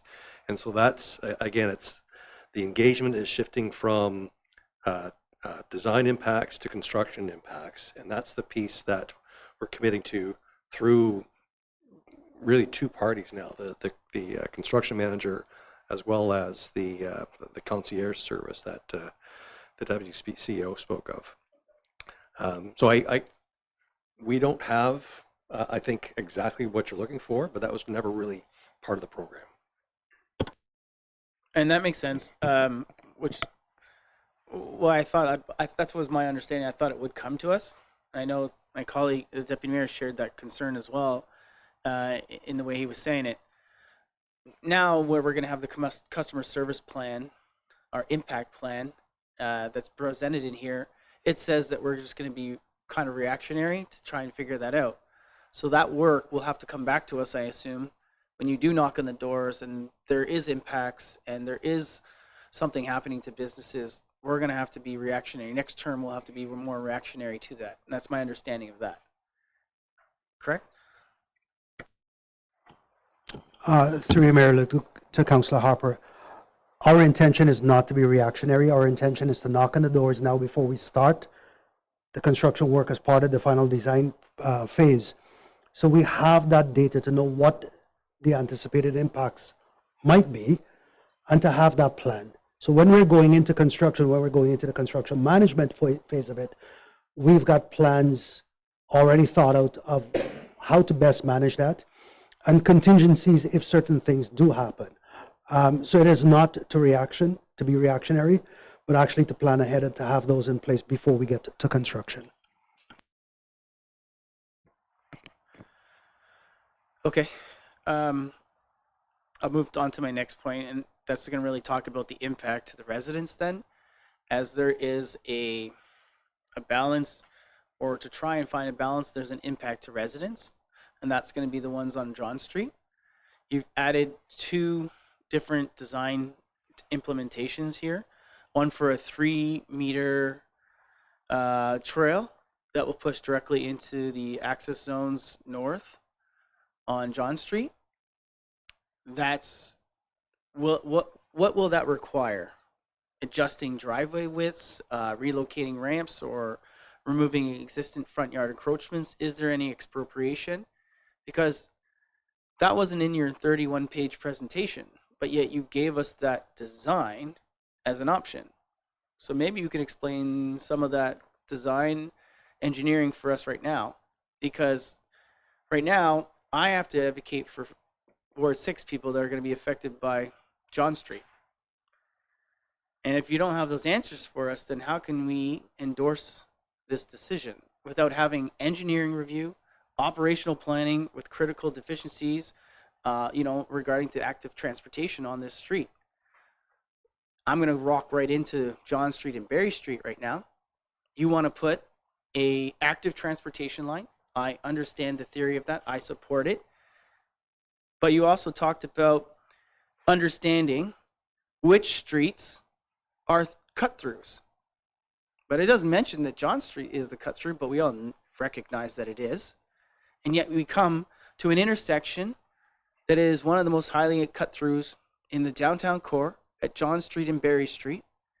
It only has stop signs on John Street, but nothing stopping Berry Street. And we want to put in the first activity lane in this town, in our downtown core, that was to push and promote pedestrian traffic and walkabouts and that lane activity, but we don't have any mitigation here. So what part of the design percentage is that at? Can I get a mitigation in the next 10%? At 90% if I approve this? Or does that have to go back? Through you, Mayor Leduc, and I see Tony is coming up to help with some of the answers here. I'll start. I suspect I'm passing to Don. Don, for a second, and back to you. You spoke about the active transportation on both sides of John Street. That was part of the environmental assessment process. That would have gone through the assessment, that would have gone through an impact in terms of the community to determine what those would be and ensure that they are manageable. So those are in place. What we're proposing today was actually to remove one of those bike lanes and to replace it with on-street parking to save some of the parking spots. We'll still, as you mentioned, we'll still have the active transportation on the north side of John Street. So that will remain. Anything else? Right there, though, and if I may go over fresh on that, is that 3-meter trail though that you're taking away on the north side in the EA assessment? Because on the street, I understand the EA talks about the active transportation both ways on north and south, but that's on the roadway. What you're talking about is 3 meters off the roadway. Yeah, thanks for the question. The a multi-use path on the north side of John Street was a task we took on to deal with some of the parking spaces that were being lost. The EA provided for on-street cycling lanes, as you know. On-street parking is eliminated. It came to us as a concern, so we're coming up with options that would potentially relieve some of that. And one of the options was that multi-use path. That was not part of the EA process. And the percentage of design as that is preliminary design. We were just asked if we could if this could happen, we could make it happen. We did that task to. It appears that it can happen. We're not anticipating any property takings through there. We think we can do it within the existing property. Does that help? Is there any? If there's something else I can help with. So no studies or reviews in regards to that has been done to the impact to the residents along that pathway? Because it's 3 meters into... It's 3 meters, yeah. There's right? been no studies. That's, again, we're very preliminary. Can this happen? And we were able to do that. We were able to make the room for it, but that's as far as we have Right, gone. and I get Yeah. the concept of the design Yeah. and the ask. I get that. So if we approve that then today, in theory, how do we get that answers and those impacts to the residents? Because literally, we're going to make a decision tonight on however many people live on John Street for an activity lane, and, well, by the way, we just took away 3 meters of your property, but no assessment or planning or engineering has been done. I like the design idea. Yeah. I'm just saying, there's no... Through you, Mayor Leduc. As Don said earlier, for us to accommodate that, there'll be no property takings.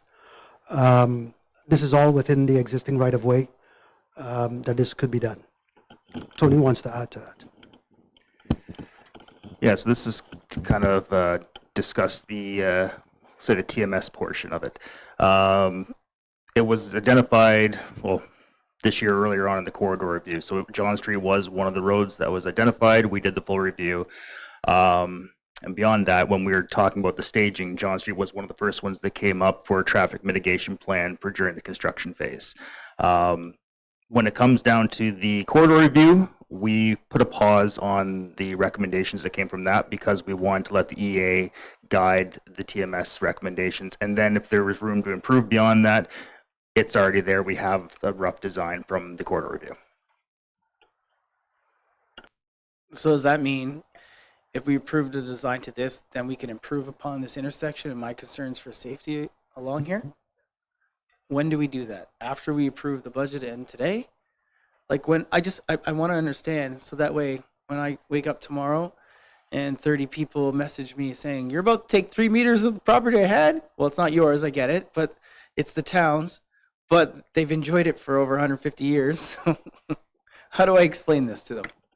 Right. Through Mayor Leduc to Councilor Harper. When we're doing roads reconstructions, what we're doing now is we're taking a proactive approach and we're looking at any upgrades for traffic mitigation and we're planning ahead. So it'll be during this final detailed design stage. This is where we can kind of start talking about where can we work additional traffic mitigation into that. Okay. So the last 10%, the final detailed design will have those concerns that are shared brought forward. Okay. Okay, thank you. Okay, and I'm going to go back to Councilor Kite for a quick comment, and then we're going to move on. Yeah, I mean, all this work was done previous council. The EA was endorsed, and we're just carrying this further and refining it. But I just wanted to talk about the cost. We found out that the $18.6 million estimate wasn't 2021, it was 2017, correct? And so it's been 8 years, and then of course detailed design. So a lot has happened. But again, I just wanted to reiterate that the $37 million is not coming out of the taxpayers' pocket in any way. It's coming from the EPA 3 So the past developers, it's coming from future developers, and the water reserves for the underground utilities. So, and we'll deal with that next week. Okay, I have a final couple comments, and then we'll ask for a vote. We're going to go to a vote because really important ones. Okay, so I'm going to go to your questions real quick, please. Two right back to back. So, quick question. Once this infrastructure is completed, right, is there a lateral connection fee for businesses to tie into it or property owners? So, for example, you're reconnecting their existing, right? So there's no charge, there's no fees to any other business or any other resident from the work that's being done. If a developer comes in, it's up to them to then connect into the system and whatnot. But there's no fees or charges. That's number one. And then number two, I just noticed we don't own those lots that we have allocated for parking, right? But you showcase dollar values on it. Sorry, if we don't own it and we're showing, it's not really. That's not the value of the property. If you look at that, the values there, they're for the cost of putting parking spots there. Cost per parking spot. Yeah. Okay, because the values didn't make sense to me. That's why I wanted to double check. Yeah. Thanks. Okay, so the lateral question. Through you, Mayor Leduc, you asked about the laterals.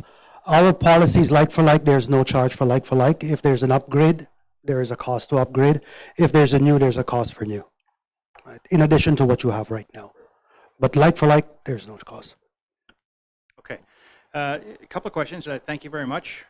This is a long time coming, and I'm comfortable enough to move this forward in the phasing.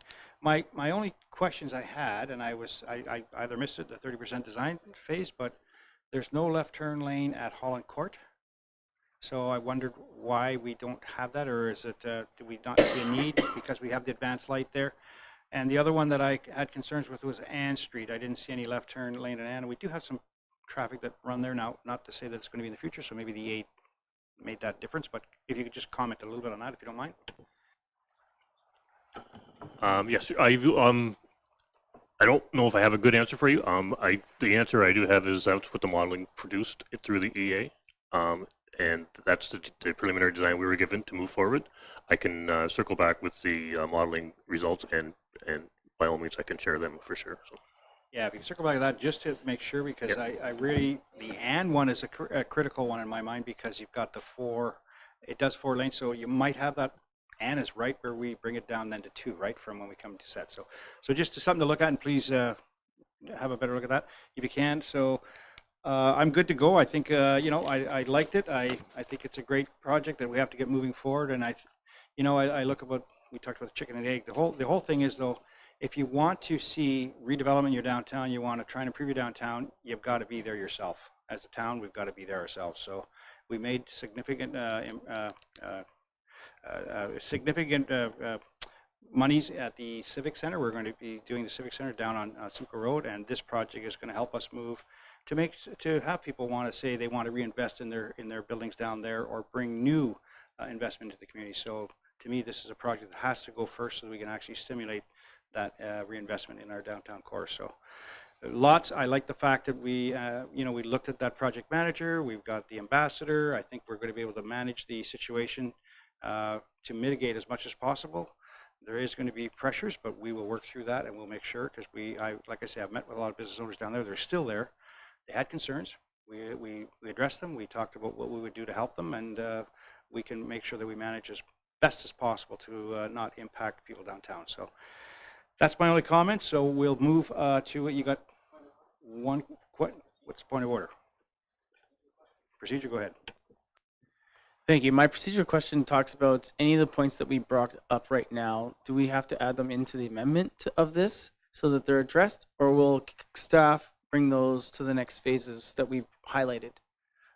I'd just like that clarified. I think the only thing we're worried about is that multi-use path on John Street. Correct? Is that the one that was really the only change? The 3 properties that you're looking at for parking later, that's a further down discussion. It doesn't have to be here tonight. But I think in the end, I think we had consensus around the table of saving the 30 parking spots on John Street. Was that something that we had consensus with? Oh, yeah, Jeff, go ahead. That conversion had an extra cost to it, correct? So that will be, we'll have costing for that next week at the budget presentation. Okay. So that's when you can make a decision on that. Excellent. So that can come then. Okay. What's your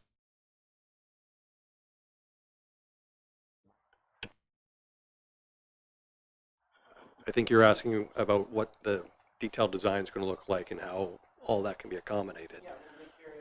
Yeah, so if that's the option that is proceeded with, that design exercise that the director referred to will be undertaken, and will be further dialogue with council through that process. Okay, so I have a recommendation that report CAP 2025-6 titled Holland Street East and West Corridor Study Project Update be received, and that council endorse staff's project implementation recommendations outlined in the report and associated presentation, and council consider the updated project budget of $37,300,000 through the 26 capital budget deliberations. Mover seconder, please put this on the floor. Moved by Councillor Scott, seconded by Deputy Mayor. Questions? Any further questions or concerns? All right, seeing none, all in favor? 1, 2, 3, 4, 5. Opposed? Okay, it's carried. Let's thank you. We're moving on to 12.2. Thank you, everyone. We'll invite Councillor Dehaney and Councillor Dykey to come back.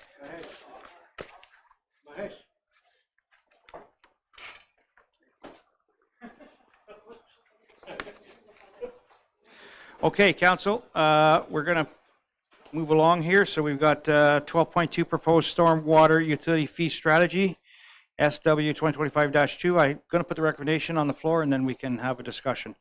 Recommendation that report SW 2025-2 titled Proposed Stormwater Utility Fee Strategy be received, that council adopt a bylaw to implement a stormwater fee, and that council authorize the implementation of a stormwater fee for industrial, commercial, and institutional properties beginning in 2026, and that council authorize the implementation of a stormwater fee for residential and select farm properties beginning in 2027, and that council authorize the creation of a stormwater reserve fund.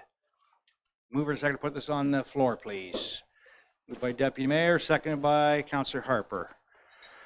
Questions or concerns with this report? It's been a long time coming. We have our Deputy CEO at the table again, so Councillor Harper. Thank you, Mayor. So I asked some really good questions in regards to this new structuring of finance. What I wanted to know was what other municipalities had really adopted some of this style. I know there's quite a few, but there's also quite a few that have taken the work that you've said that you can do and kept it on the tax base. Like Richmond Hill, Guelph, Ottawa, Vaughan, they still have the funding on the tax levy, but they also meet the compliance, the reserve, the maintenance needs, and all that stuff still on the tax bill. My concern is that I know the optics of this is that council will be handing the residents, maybe not this year, as you said, but next year, a new bill, a new tax. I don't want that perception because most people agree, yeah, there's stormwater and water funding, but it's on my tax bill. I don't want to see it.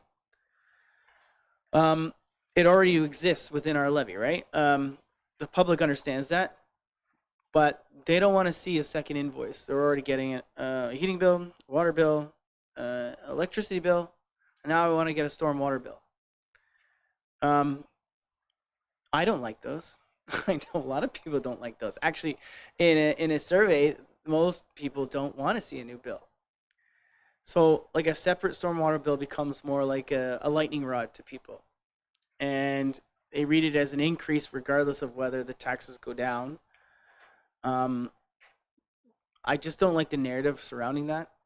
I understand the premise of it, but if you're able to actually do everything you say you want to do separately, then you're able to actually implement that in the model we have now, unless you can prove otherwise. Please.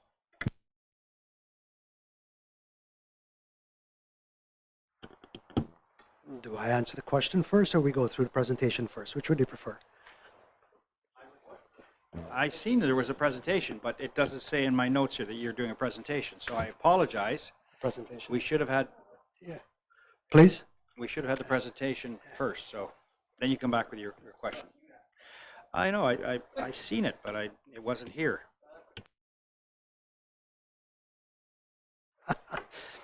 So now I'll answer your question as part of this. Again, thanks, Council, for this. Thanks to staff, Matthew from Civica, Frank behind me, who helped and shepherded this quite a bit, along with Tony. So thanks for getting us here. It's been a year plus getting us here. The town owns a significant amount of stormwater infrastructure. Storm sewers, catch basins, ditches, ponds, outfalls, many different infrastructure that really provides a service to the community, a service of managing the rainfall that comes, the snow melt, to keep that away from homes. That's the function of the stormwater system that we've got to mitigate and ensure that homes do not flood. That's what it is. You did mention that this is baked into the tax rate. You can advance one, please. That this is baked into the tax rate, and it is. Right now, residents, businesses pay for stormwater as a percentage of their assessed value. The average home we've calculated it. The average home in Bradford, West Gwillimbury, will pay about $61 next year of their taxes that will actually go to fund stormwater activities, such as maintenance, such as cleaning the catch basins, such as flushing the lines, cleaning ditches. It's already there as a function of assessment. And that's where the challenge comes in. And that's why we're bringing this forward. When it's a function of assessment, a home which per unit area of land, stormwater runoff is a function of land area. It's not a function of assessment. So the larger area you have, theoretically, the more stormwater runoff you've got. A parking lot, a commercial area with a large parking lot, tends to have a lower assessed value per area than a home. So what that means is that they'll pay a lower fee to stormwater management than a home. In other words, put it a different way, the home is carrying the bulk of the cost. That's what we're looking to change here. Right? And that's the point of this. Okay. Yes, I recognize other municipalities have got it that way. That's fine. Other municipalities have gone this way. Ensure it's fee for service. And that's what we're putting forward today, fee for service. Okay.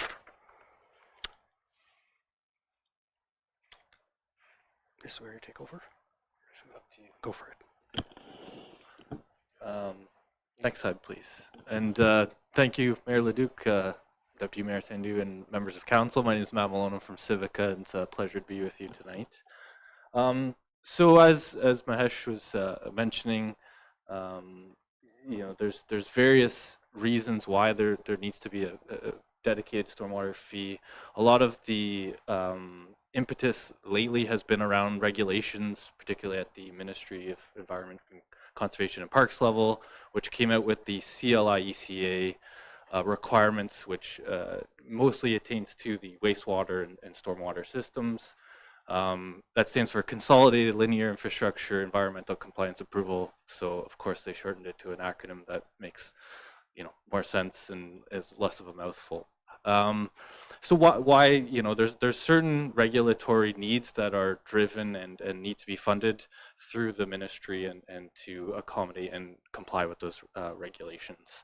Public safety in terms of reducing risk of flooding. A lot of this infrastructure is sort of out of sight, out of mind until such time that these events, these conditions come, and we want to make sure that we're planning ahead through capital and operations budgets and other means to make sure that public safety and risk on a community level is taken care of.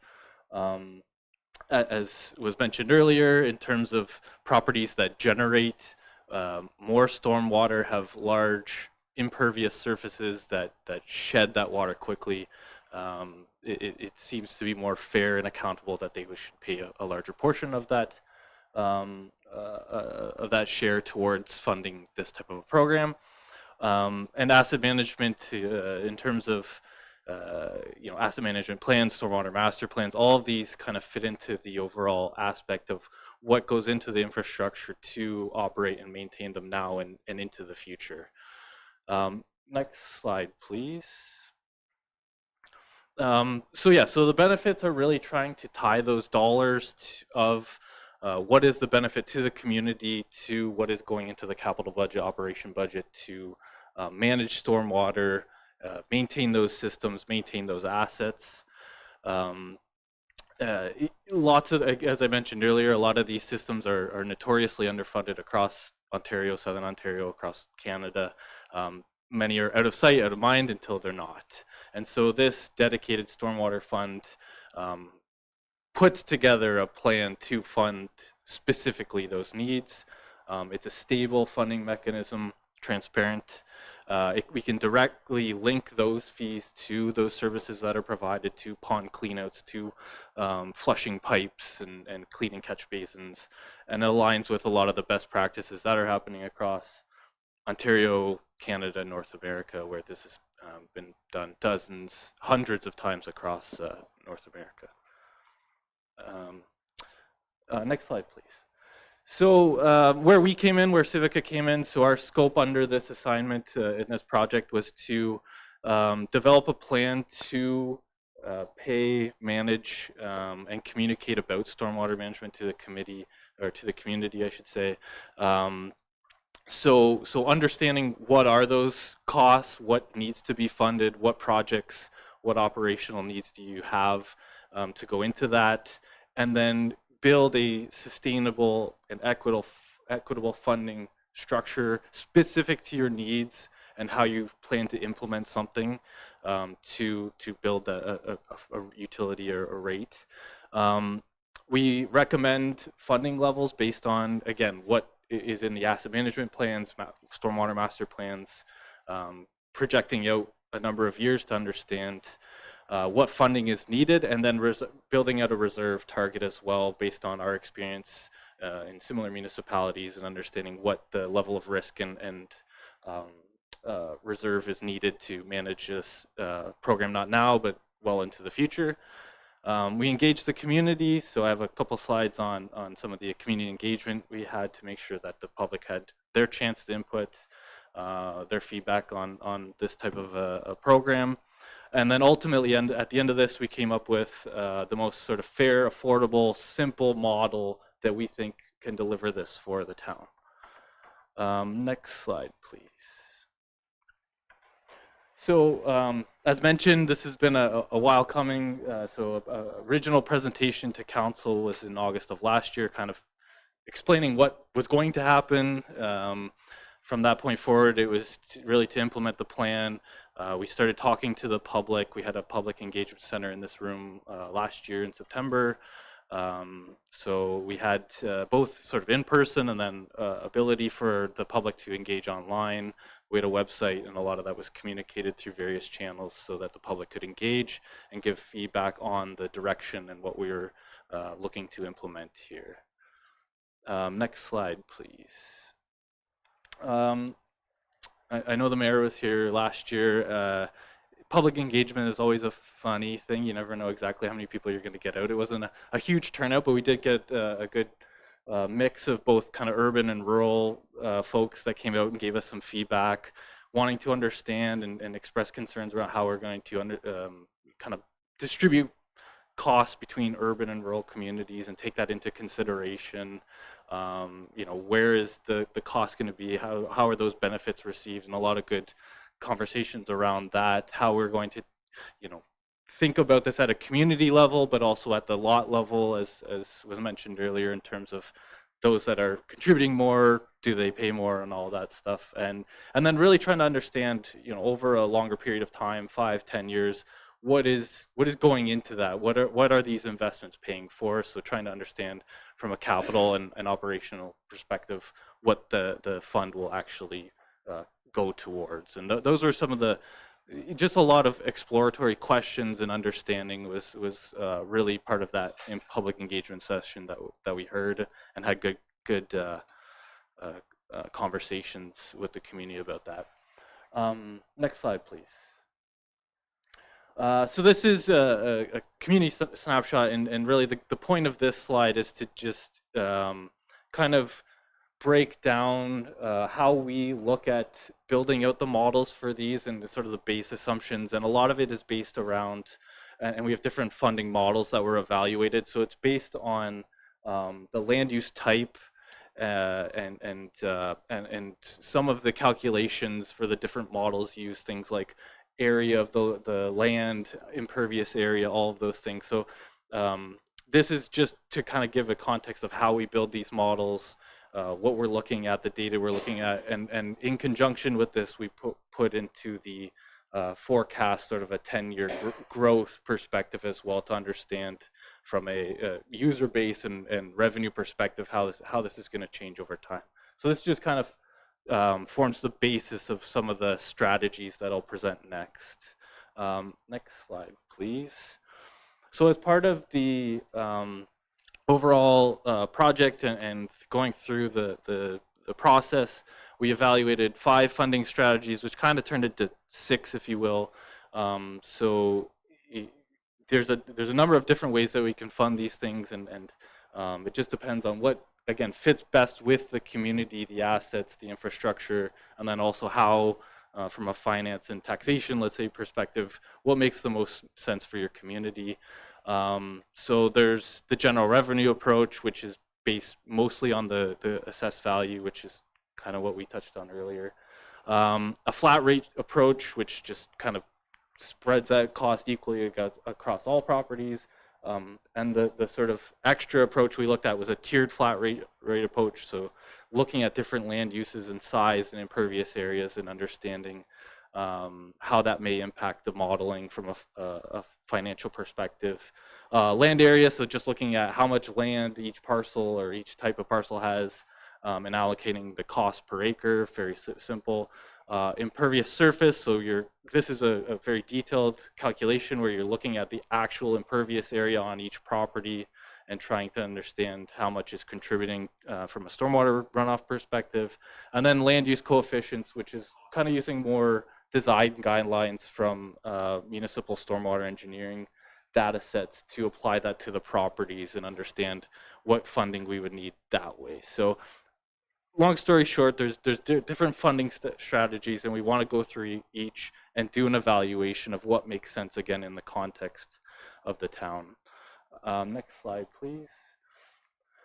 So I won't go through every sort of aspect of this table for this particular presentation, but essentially what we wanted to do is take those 6 different funding strategies and evaluate them based on fair and equitable allocation, effort and cost for the town to administer that, and public accountability. And so we have rationale and understanding on each of the 6 different approaches in terms of how they are, fair and equitable, and the cost and whatnot.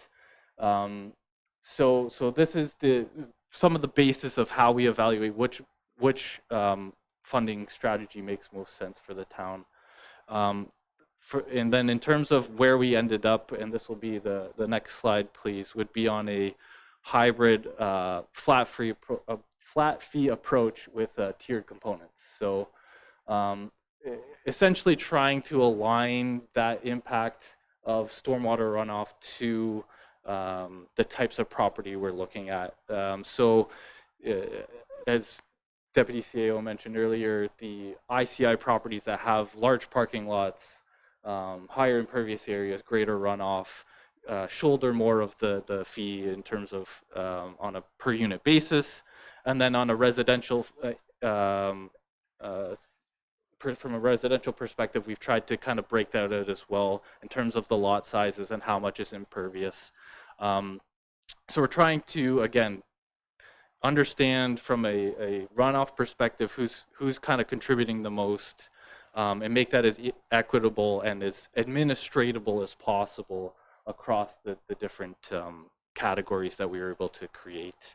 And then farm properties were also included, but giving a discounted fee, recognizing that their impact on the stormwater system and their benefits from municipal drainage and culvert infrastructure would go into that overall funding model.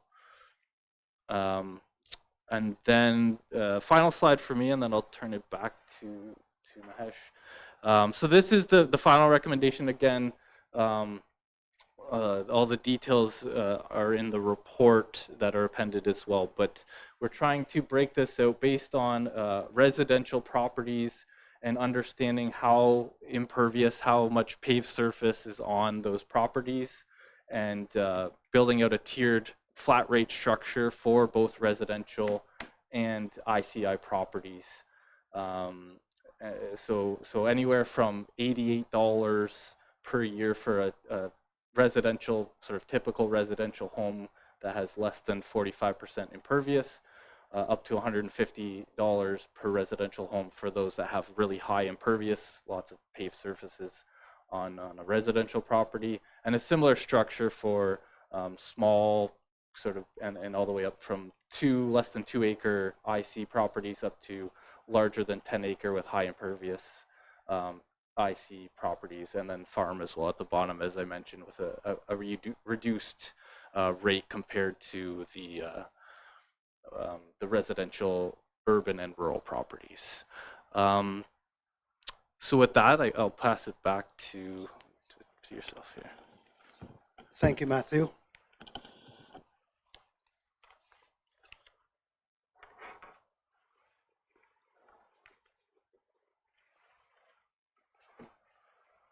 The recommendation that we've got in front of council today to move to a fee-for-service basis is really to level off the resources that we'll be pulling from an average resident. If it's part of the assessment as it is today, in the years where we require significant additional resource, we're either pulling it from the capital reserve or from the tax rate. Pulling it from having a dedicated stormwater management reserve allows us to balance that across the organization, better balance that. And that's the goal. Our implementation plan, what we're here today to ask is, one, to adopt this fee-for-service model, but our implementation plan is based upon not applying this to residential until 2027, and start the ICI in 2026. That's our ask of today. In 2027, the stormwater component, the funding for the stormwater component will be from a stormwater reserve, not from the tax base. So there'll be a corresponding balancing out there in the tax rate, and that coming from the reserve. That's more from the accounting side. We also intend to return to council in Q2 of 2026 with some refinement to if you can go back, I think it's one slide maybe, please, to a refinement to this. One of the first things that will happen in 2027 is all residential properties, not the farms, all residential properties will be assessed at $88 at the base. And as we go through from a staffing perspective, and we go through and we determine which properties fall within the 45 to 60% impervious and 60 to 80% impervious, as we determine them 2027 and onwards, those will be adjusted accordingly. But from the beginning, everybody will be at $88. When we come back in Q2 of 2026, what we're looking, 2 points that we need to address to refine on this. There are some properties that are both residential and commercial. We need to properly refine that before 2027. We've made a policy decision that we will not implement, we'll consider them residential for 2026. So we will not apply the ICI charge for them. That's a policy decision that we've made. but we need to refine that, bring that back to council for a decision to go into 2027. Second refinement that we need to look at are the IC, the industrial commercial, the larger than 10 acres. To refine that a little bit so that somebody who's 11 acres will not be paying the same as somebody who's 30 acres. So that needs some refinement that will be coming back to council in Q2 2026. The last point I'd like to mention is with farm and anybody who in a rural area, if you have a ditch in front of you with a culvert, that becomes ours now. And that's going to be a benefit going forward. So with that, I'll close and pass it back to Mr. Mayor for questions. Okay, yeah, I had, Councillor Harper, did you get your question answered at the beginning that you had there? Do you have other questions? Thank you, Mayor. You can come back to me after everyone else, and I'll address with an amendment. Okay, so I have Councillor Verkuyk, and then I have Deputy Mayor Sandu, and then I've got Councillor Giordano. Well, you just answered one of my questions, the culverts. I think that's a great improvement for homeowners in the rural areas because it's can be quite a big bill all of a sudden if their culvert collapses. I imagine it's only going to be for a basic culvert, like if people have ornate brickwork and everything like that. It's just we'll pay for the standard design and you have to upgrade. I get that. I totally agree with the tiered flat rate, the tiered approach and the flat fee approach, because otherwise it would just get way too difficult. My only comment is that typically rural residential, 90% of their runoff, if there is any runoff, would go into the farmer's field or into the forest back and wouldn't go onto the ditch. So I kind of, it's kind of like should the residential rule be the same as an urban rule? That's the first question. I got a few more. Through you, Mayor Leduc, to Councillor Verkuyk. The policy decision is that if you're zone farm, $45. And it's essentially an insurance policy for your culvert. If you are zone residential and you happen to be living in a farming area, you'll pay the $88. I think you've answered another question about there won't be any overlap in 2027. There'll be a corresponding decrease if it's $61 or something like that. So there might only be an $18 net increase or something in that area. Correct? That is correct. Okay. I know in the marsh, the drainage board assesses roadways and especially the MTO, like Highway 400. Is there any consideration of roadways and especially county roads and any MTO roads? In our modeling, we have, through you, Mayor Leduc, to Councillor Verkuyk, in our modeling, we have not included roads as a paying entity. Because it would be nice to charge the MTO for the 400 because there's a lot of runoff all over through the center of town, but and with the bypass, it's going to happen as well. I don't know if you can consider it, but I would recommend looking at it.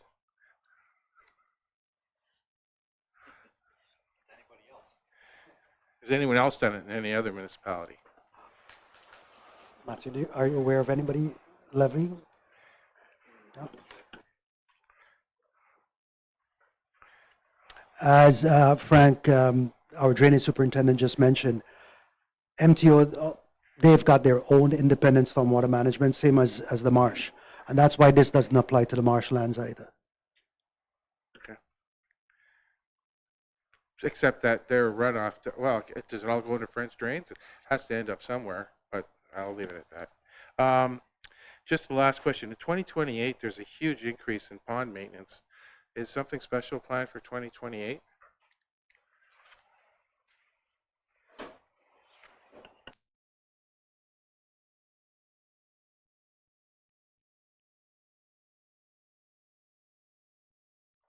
Okay.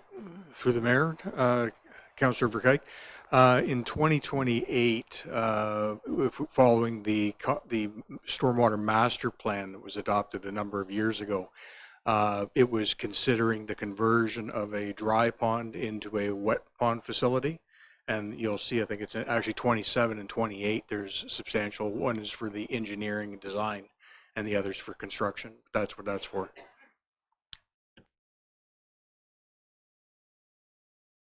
Okay, we have Deputy Mayor. Thank you, Your Worship.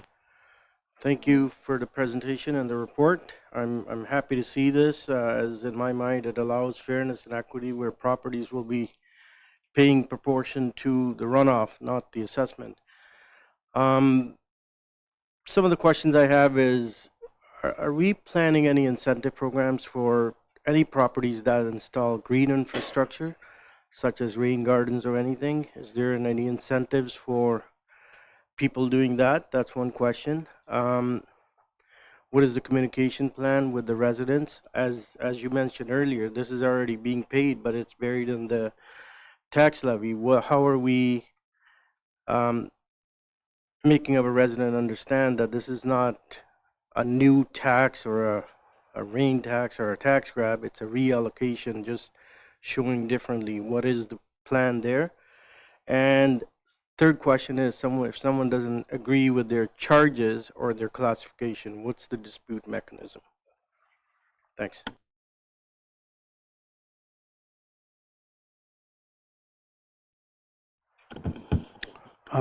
Sorry, through you, Mr. Mayor, to Deputy Mayor Sandu. 3 question, communication, dispute. What was the first one again? Incentives. Through you, Mr. Mayor, to Deputy Mayor Sandu. On the incentive portion, at this point in time, we have not built in an incentive program into this modeling at this point in time. Our intention tonight is to get your approval of the program as it is, fee for service, and in later years have that conversation in terms of what is it we can do to encourage people to move from, if they've got 60, 80% coverage, back to the 45, back to 60%. That will be future coming to you. What we have built into it right now is a disincentive to go to that, which is if you do go to it, you're paying more. So we've got that built into the program right now. In terms of the communication, that's something we were actually discussing earlier today, part of our conversations. There'll be inserts into the bills our utility bills that go out right now. Starting second quarter of next year, giving people the heads up that this is coming. We've got social media. Our plan is to use all means that we've got available to push the information out there. One of the other things that we're pushing, we're working closely internally with our digital transformation, is the use of the My BWG app to push the engagement through that. And this is one of the programs that we will be communicating to persons through that app. We've got that ability to leverage all the tools that we do have available to us. We've got bills that are going out. We've got social media. We've got our website. We've got the My BWG that we can put the communication out. And that's part of the plan that we're formulating right now to communicate this out to ICIs and to residents. And the last one, you talked about a dispute mechanism. Because it is flat rate, as adopted here, we don't anticipate a lot of disputes. Well, we anticipate a lot of questions around this. And part of our communication plan will be an FAQ that will be pushing out to all the frontline staff and to our staff to field those questions. And that is part of our communication plan going forward in terms of how do we handle those, how do we provide clarity to residents in terms of what is it they're getting and why that might be so. Thank you. Just follow up. So on that communication note, we need to do everything within our power, because even though residents are paying this now, but because it's part of the bigger number, we need to educate them that this is not something new, because not many people would understand what's making up of those. Many people don't understand, out of the dollar that they pay here, how much stays in Bradford, West Gwillimbury, and what goes outside. It would help, and I'm asking you, we do a lot more than just insert in the bills, or we need to do a lot. Great. Councillor Giordano. Councillor Dyke next. Thanks. So I was waiting to get to the end to see what you guys landed on, right? And I'm struggling with something, and I'll explain to you why. So, number one, we keep asking, or we keep getting asked by developers to put postage size lots in place. Townhomes, ADUs, jam them all in, let's go, right? And so in order to do that, you got to have accessibility. A lot of times people have, patio walkways, they use up all their space. And then on top of it, there's so many people, like in my ward, I'd say probably almost everyone in my ward is in a subdivision. And so you have a certain amount of space, then you go to the town, you say, I'd like to put a pool in or a sport court or a nice patio and a deck. And now you're going to charge them more for that. But they followed all your guidelines. They followed the stormwater management, the landscaping plans and everything else. But now they're going to pay more because they have more allocation of hard surfaces or whatever. Even though you follow the town's guidelines for setbacks and whatnot, but they're going to pay more. So I got a problem with that. There's a lot of people in my ward and other wards that are probably going to say, hey, how come I have to pay more? I did my landscape. I followed the town guidelines. I did my setbacks properly, but you're going to charge me more? It's kind of an after fact thing, right? So I got a bit of an issue with that. So maybe you can help convince me otherwise. But right now, I'm not liking that kind of concept. I think it's unfair for those residents that invested sometimes hundreds and hundreds of thousands of dollars, and then they're going to pay a little extra more because of it. Now, if they break the rules, if they cover, if they go past the lines and everything else, sure, stick it to them. But the point is that people are doing it right. They're going through, and everyone's coming to us with more and more. Oh, I got to put 2 ADUs in my townhouse over here. I need a walkway and everything else. So they're going to pay more. But then if somebody leaves their house completely unlandscaped, not a single one patio stone, weeds growing, they get the good rate. So think about that for a sec. The other question I have is, how do you address condos and apartments? What rate are they at? Because it's a giant block of concrete stacked with, asphalt concrete all around. So what rate do they pay? Do they pay less because they're stacked and they divided by everybody? Or is it per unit per household? I'm not sure. You didn't mention anything that. And then, to Deputy Mayor's concerns, I have a grave concern about this because, now, excuse me, I'm going to be a little cynical. I'm going to put my taxpayer hat on for a second instead of my council hat on. We're leading into an election next year, and all of a sudden you pull this out of the tax rate, and then the tax rate maybe looks a little bit better.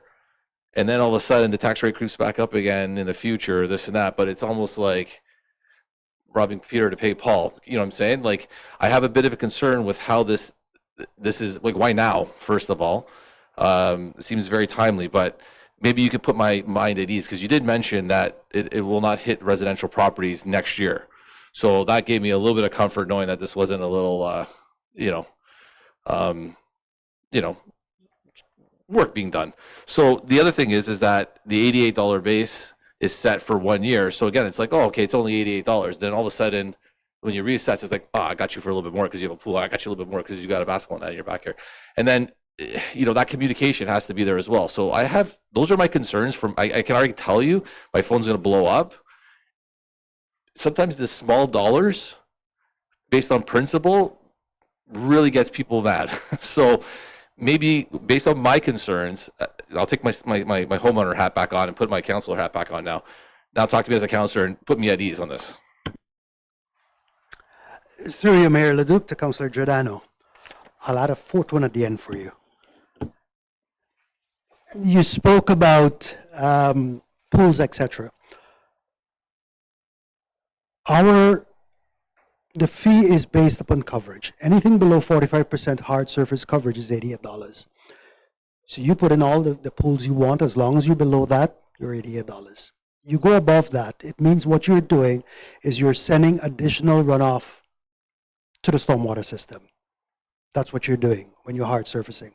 And I think from a fairness and equity perspective, it speaks to that.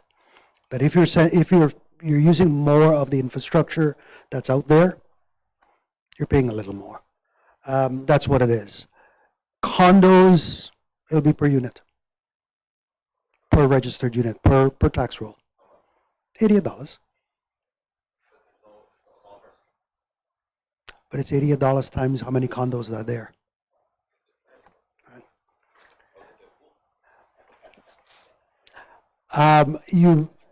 Spoke about the tax rate. Yes, it will not, in 2026, the election year, it's not affecting the tax rate. That was very careful. In terms of an equity, the fourth one I'll add to it. I spoke about this at the beginning of the presentation. We did an assessment on just a random home on Blue Dash, just clicked on one. We clicked on one. I couldn't give you the address, we just clicked on one. Their assessment per land, per hectare is 15 point, it's, when I calculated it out, prorated it out, it's as though that land is worth 15.5 million per hectare. They're paying an assessment on that. The commercial land to the south of them is 3 million. 3.1 something million per hectare. So essentially that home is carrying that cost.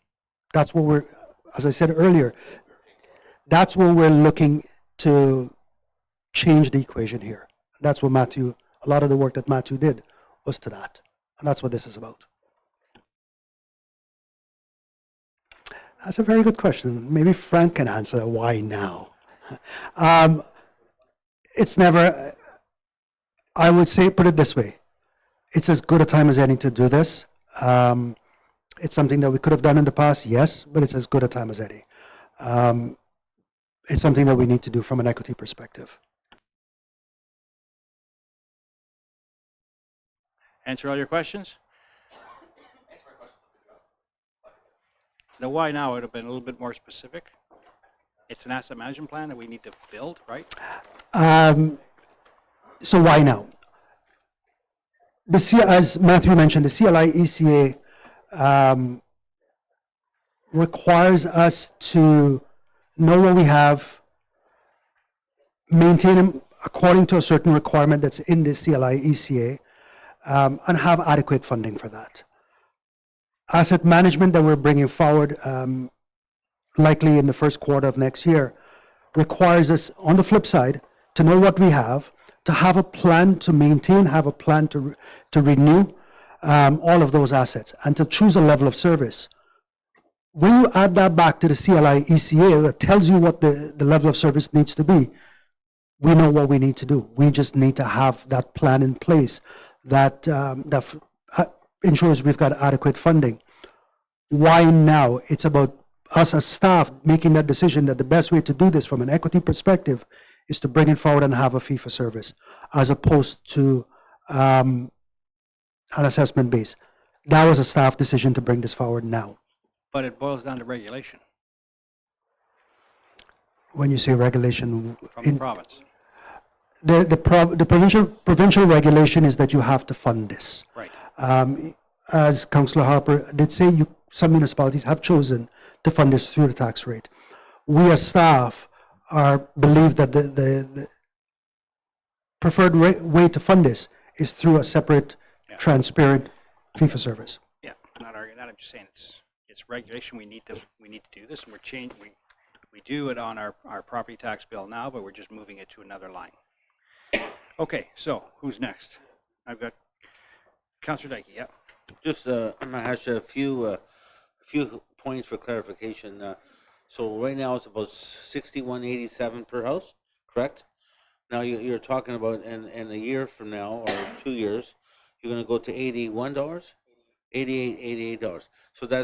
So if that's a townhouse, a condo, a lot in let's say Brownlee or Gulfview, or everyone's going to pay the same. Am I correct? Until I guess until you break it down to lot size or whatever. I just want to be clear to understand that. That's one. Through you, Mayor Leduc, to Councillor Dykey, yes, everybody will pay the same. So I understand and I appreciate all the work you've put into this, and as the mayor mentioned, that it's regulations and we have to find a way to fund this, and it's a hard pill to swallow because it is going to increase. It is another form of taxes added onto the residential.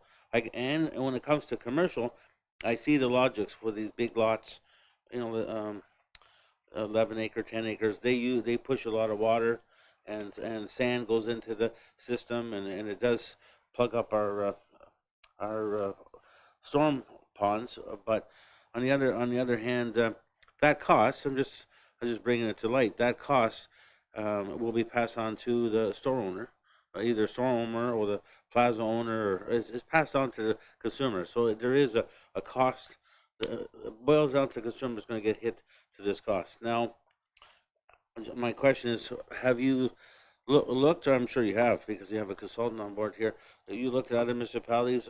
How many other municipalities are doing something similar to our funding model that you are presenting tonight?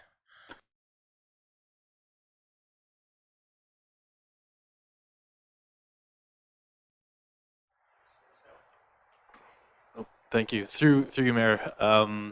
Yeah, it's a very mixed bag out there in terms of what we've seen from comparable municipalities.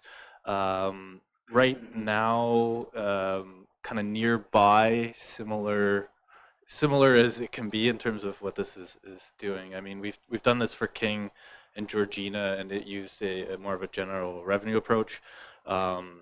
In York Region, there's a lot of municipalities that have adopted this. Aurora is in a tiered flat rate.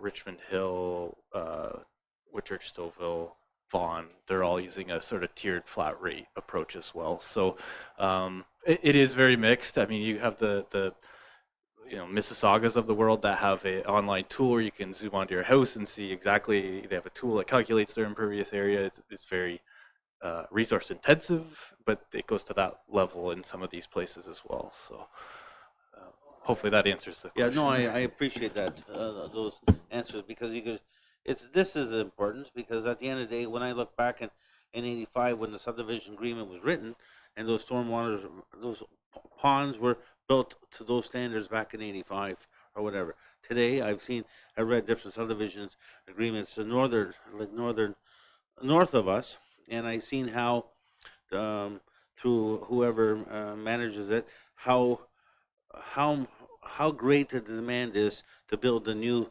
storm management ponds, because I've seen that now they got to put sprinklers systems or they got to aerate the water, and I think that overall, and I know our staff will be looking at continuing in the future to improve those new subdivisions that we're going to come on stream in the next 10 years.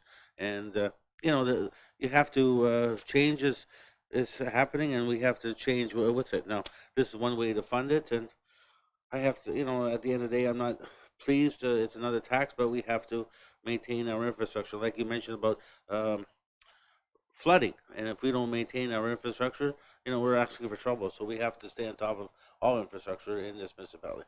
But I most of my comments are more to understand it clearly. But thank you. Yeah, so this is not another tax. It's already being paid on your bill. If you go to Table 3.2, Brampton, Kitchener, London, Middlesex Center, Ottawa, St. Thomas, and Waterloo all use a tiered fee system. The only one less than what we have on the table is Mississauga, $84 versus our $88 for residential. So, when you look at 12,000 units in Bradford versus 200,000 units in Mississauga, you can understand why they can be $5 less. They collect a lot more. Yeah, this is you know what? I like this. Listen, we don't like paying more taxes, and this is not more taxes. We're not doing it this year. We pay $61 on our tax bill right now that goes towards this service. In 27, we're going to put it into the residential side. It will increase to $88. There is an increase there for sure. But it's going to be on the tax bill as a line. You're going to know what you're paying for. And I like that because you got police, you got library, you got county, you've got our property tax. You have all these different lines on there. This is just another line under there explaining exactly where your tax dollars are going. So to me, I'm okay with this. It shows where we're spending our money, and people can then argue about where our money's being spent and tell us, what they like and don't like. So to me, this is okay. I'm good with it, and I think the big benefit here is everybody's culvert is being taken care of by this program. Our ponds are going to be maintained. Way back, we didn't have a budget for ponds, and we built all these stormwater management ponds and had no way of nobody's seen this 10 years ago. And now they realize we got all these stormwater ponds. What do we do with them? Well, we've got to maintain them. We've got to clean them. We've got to get the sediment out of them.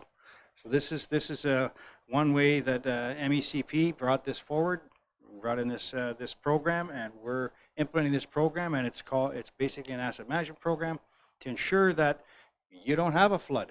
And that's a key, that's a big one. We don't want floods, that we want to make sure that our infrastructure is maintained versus somebody else potentially maintaining it out in the rural area, especially because you have a lot of people that maintain it out in the rural area, and you do get floods every once in a while. So to me, this is a program that we need to move forward with, and I'm good with it being a tiered fee structure where we have the basically the buffet style. I'm going to say the buffet style where you're going to be able to look at products, and if you're less than 45% coverage, you're paying the flat 88. If you're greater, you pay more because you're going to put more into our stormwater sewer system. So it makes sense to me.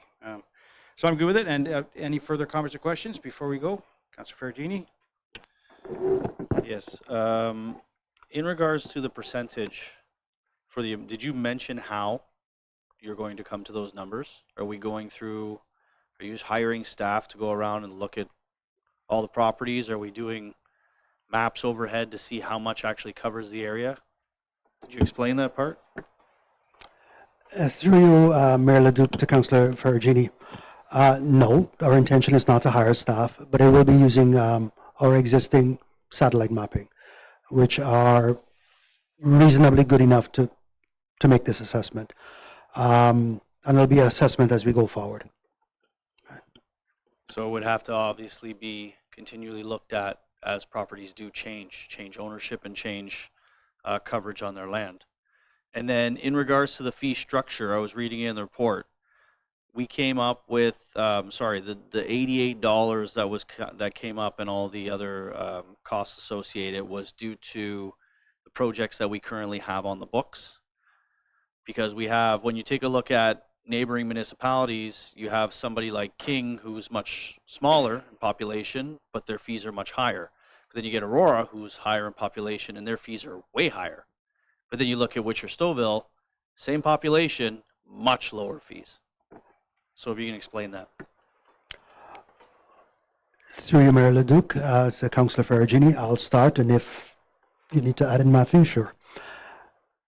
The total amount that we require, that we projected to be, that we would require in the years going out, is based upon the asset management plan, is based upon the stormwater master plan that we've got, and then based upon the recommendations of the asset management plan that we did a few years back.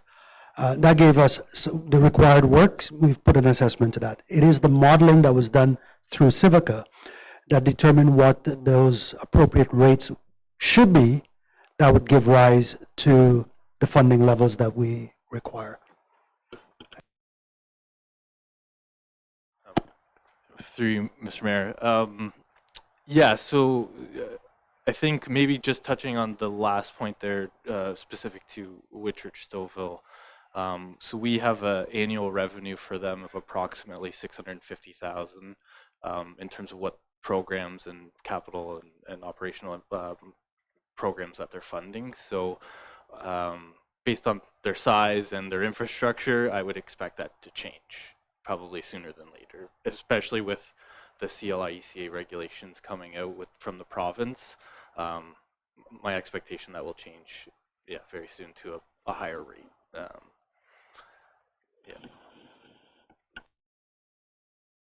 Councilor Harper? Thanks, Mayor. Good discussion all around. I do have an amendment I want to bring forward. Either we're going to do this yes or no, but I'd like, based on the comments here from everybody, I'd like to propose an amendment that talks about mixing both the yes and the no. And why I say that is because I think council needs to remain in the driver's seat. Residents and businesses have to stay protected from like unnecessary administrative layers or new billing systems. They're still going to see it as a new tax. Like staff have already demonstrated today that you can separate out costs, streamline who pays what, and you can adjust class ratios, address fairness, correct the current imbalance where homes subsidize massive impervious parcels of their land, or commercial parcels actually have like big boxes or logistic companies, and industrial yards should not be carried on the backs of homeowners. I agree with that. That correction, I think, can be made directly inside the tax levy, though. I want to keep it simple. Keep the stormwater funding within the tax levy, refine the structure to reflect the usage and the impact, and present council with a proportional model that fixes the cross-subsidization with avoiding any new external fee or utility fee. Can we put the up top? I kept the wording quite simple. Really just plays off of the amendment we have now and addresses those concerns that I just stated. So we're going to play the tiered pay aspect that takes the burden off the homeowners for carrying the weight of the commercial industrial, but also we keep it separated onto the tax levy, or we keep it on the tax levy, sorry. Reason for that is I don't like the new bill or a new tax bill or a new utility bill. I get that some might like that, but I do like the strategy. So I want to mix a bit of that with keeping it similar to what we have here. This is more or less a perspective based on my interactions with my constituents and how they actually think when it comes to this. You all know when you go to the tax or go door to door and you ask them, and the first thing they ask, you raised my taxes. And then you added a new bill. The water bill, or yeah, exactly. I don't want to have this discussion in regards to that, but I do want to address the issue that is presented to us in regards to stormwater.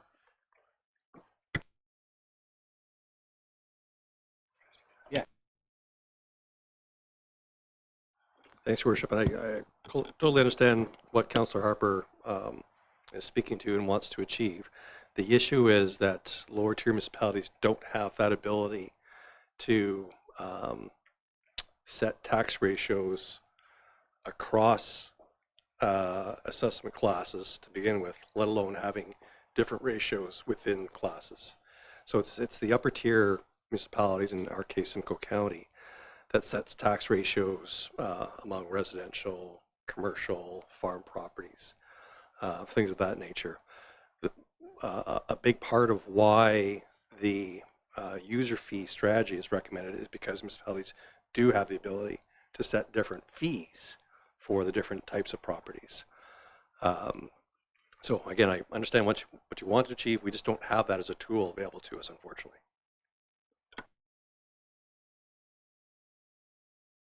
Okay. Good question, good point, that we can't do that. So. It doesn't talk about ratios here, though. It talks about proportional levying. Only I talked about the ratios just in my description. This doesn't talk about ratios. It talks about cost reflection to the types of property sizes or lots. Same difference is what's happening and what they're asking us to do, except they want to create a new tax bill on a different line and add more staff potentially in the future. It's not. I know it's not a separate tax bill. It's not a separate tax bill. It's on the tax bill already. So, anyways, you want to comment? Okay, so you want to comment, Mr. Councilor Kite? Just a comment. My understanding is that this fee will be on the existing tax bill. We're not creating more bureaucracy. We're not creating a new tax bill or a new utility bill, monthly bill. It's going to be on your tax bill. Yes. Through you, Mayor Leduc, to Councillor Verkijk, it wouldn't be on the tax bill itself, it'll be on the regular utility bill. But it's not going to be a separate bill that you're getting.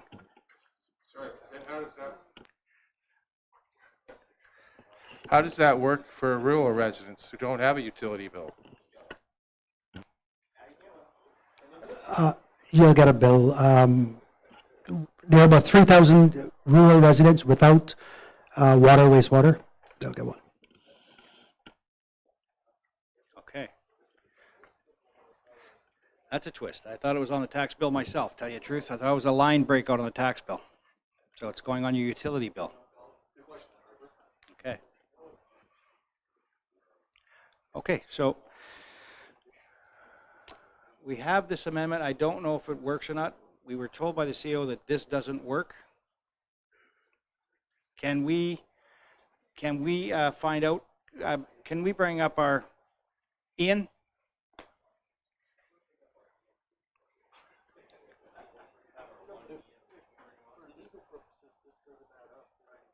I just need Ian to bring more clarity here.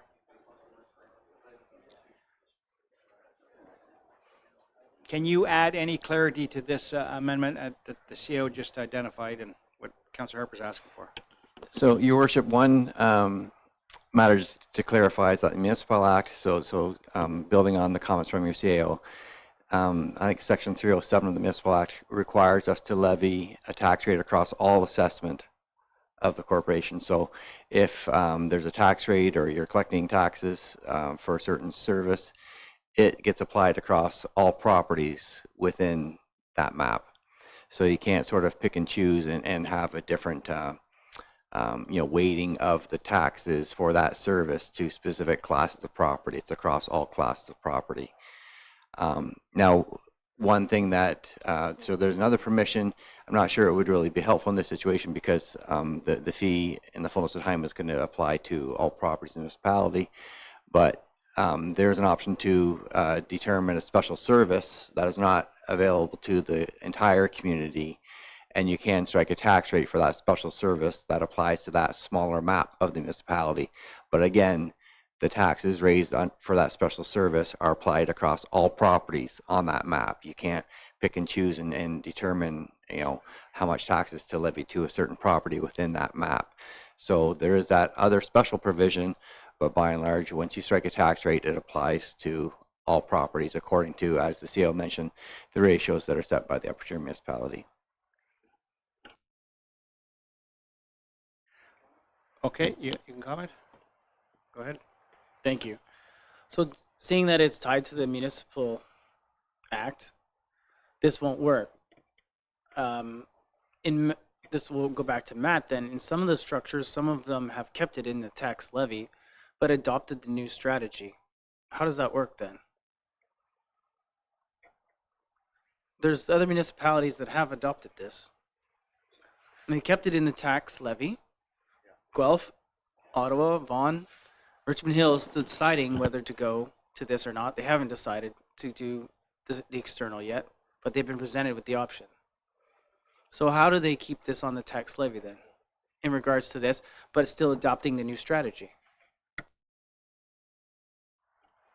Through you, Mayor, to Councillor Harper, keeping it on the tax levy assessment base simply means that what we've got existing today in terms of that inequity that I spoke of remains.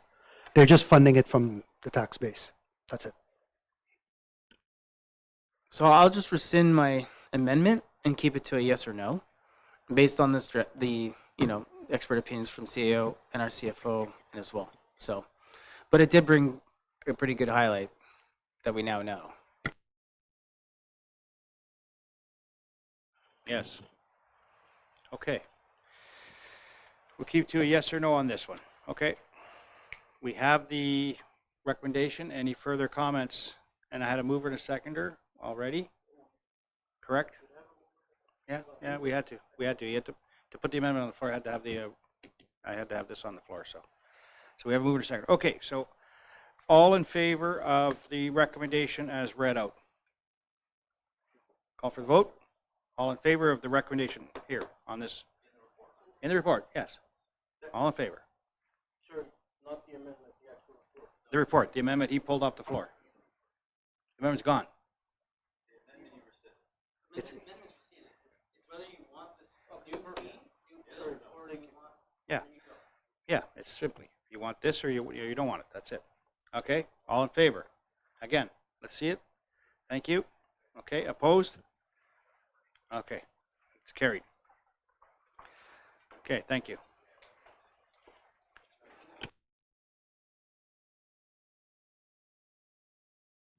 Thank you, everyone. We're on to 12.3. Arboricultural programs and funding. Recommendation of the report, PP 25-09, the arboricultural programs and funding be received for information. Mover second to put this on the floor, please. Moved by Councillor Scott, seconded by Councillor Ferragini. Questions or concerns with this report? Is this an information report? Okay. Seeing none, all in favor? Carried, thank you. We're on to 12.4, investment report, FIN 2025-15, recommendation that report FIN 2025-15, titled 2024 investment report be received for information. Mover second to put this on the floor. Moved by Councillor Dehaney, seconded by Councillor Dykey. Questions and concerns with this report? Again, another information report on the table. Seeing none, all in favor? Carried. Did I get everybody? Okay, I did get enough. Okay, thank you. Okay, so we are done with that. Where am I? On to 13, request for staff reports. I've got Councillor Dykey first.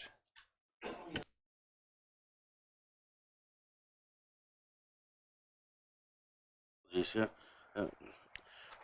like to request a staff report on investigation of potential for traffic calming measures for Maple Grove, Collins Avenue, Magani, and the report back to the Strategic Initiative Committee. And there's why I mention it, because this is something that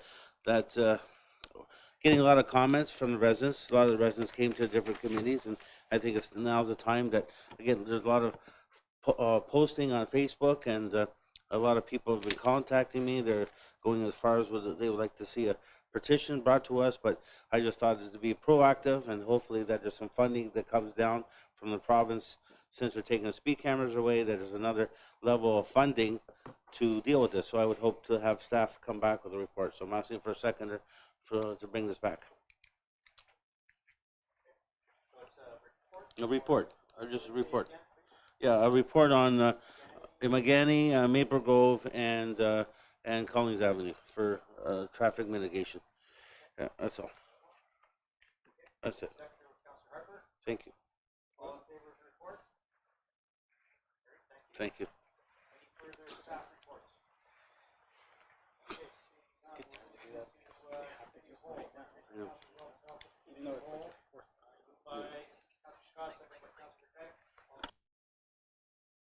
Sorry. Let's start over again. Council moving into committee of whole. Recommendation of the council resolve itself into committee of whole. Moved by Councillor Scott, seconded by Councillor Verkuyk. All in favor? Carried, thank you. Deputy Mayor, I turn it over to you.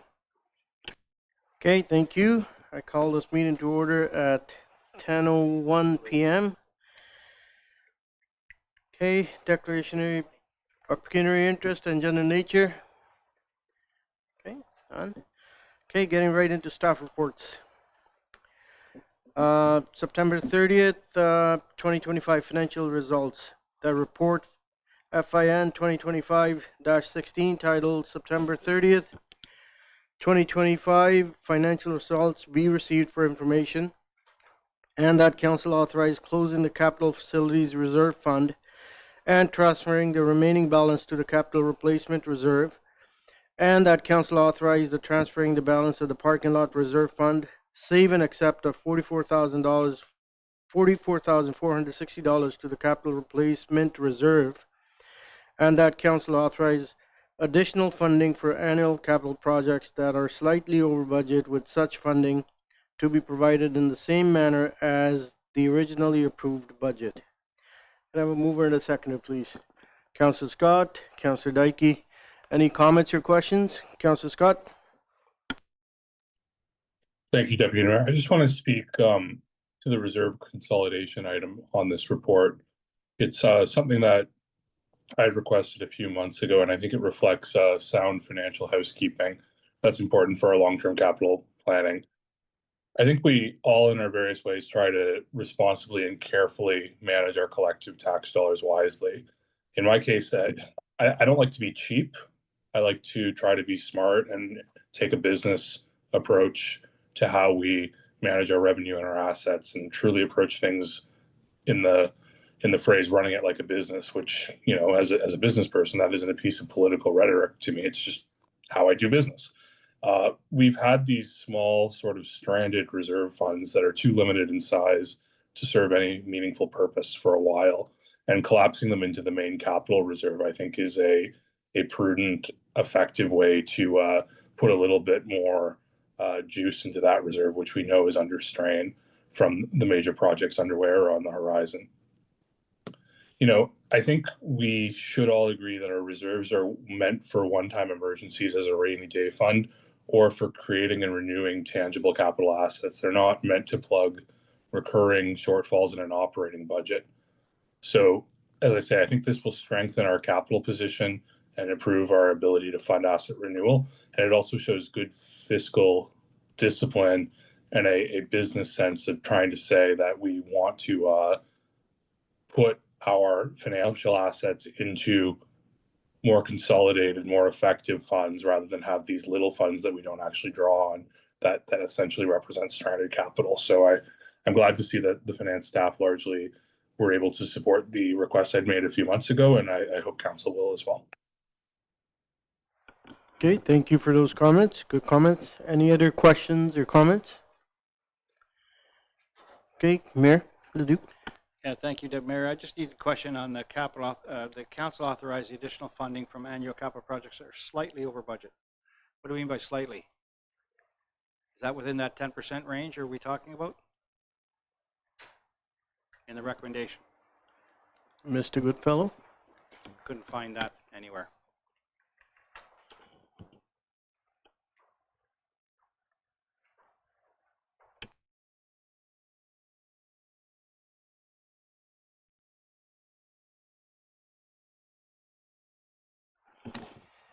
So the amounts that we're referring to, they vary, and they're in reference to schedule attachment 5.2, I believe, on the staff report.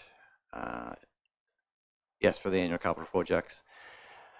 And the projects that have the notation A beside the description are the ones that we're looking to have the additional funding provided by council. So we can, or sorry, note B, not A.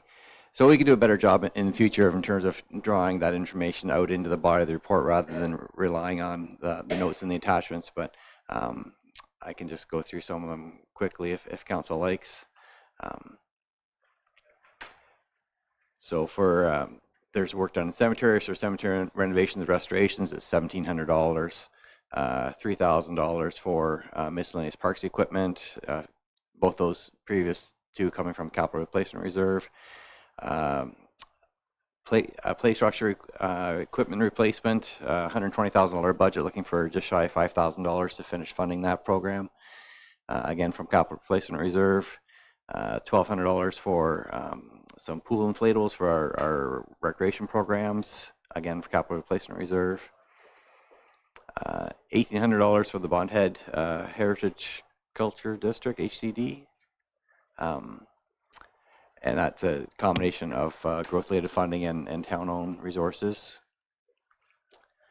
And then finally, there's data management software for the water department. I fortunately don't have much top-of-the-head knowledge about this one or memory of this one, but it is an unbudgeted item for $50,000. I don't know if I suppose perhaps putting Director DeRoche on the spot. I unfortunately just don't have the memory of what that item is referring to. I think my point was, Deputy Mayor, that some of the numbers are minor, but some are quite large. So in our procurement policy, we have the fact that the director can authorize up to 10% of the budget, or the treasurer can authorize up to 10% over the budget. I think we need to maybe add that here too, because the numbers are like there's the one here for a total budget of $1,156. It's not big money, but it went to $2,900, so way over what the original budget was. So and then the $50,000 unallocated. To me, that should be reported back to council. Just a report, nothing more than that. So just to give a 10%, like our procurement policy, and then it's just a report from staff on where we had to be with that. So that's where I'd like to amend it, that the council authorize additional funding for the annual capital projects that are slightly over budget, not greater than 10%. Okay, you got that, Madam Clerk, the amendment? Okay. Any other questions while she's putting it together? Well, I want to see it first, so I'm asking if you have any questions in the meantime. Okay.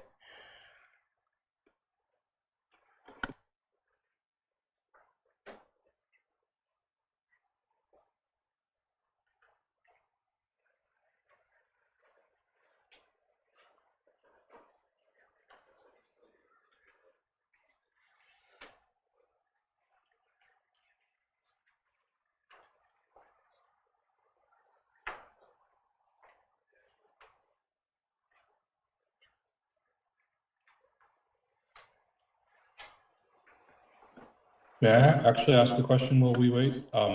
Here, go ahead, Councilor Scott. Well, I guess through the chair to the mayor, is the intention here that we would approve everything, but if it's greater than 10%, that would trigger a separate report? Yeah, basically just a separate report.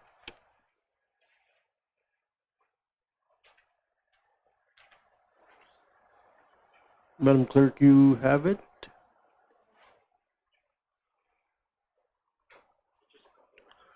Okay, so the last lines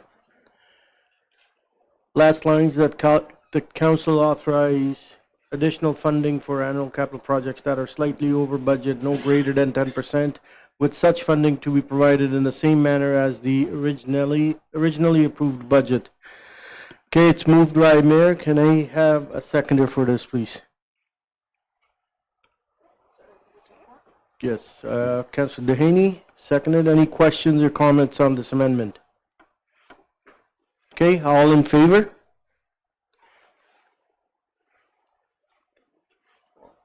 Okay, any opposed?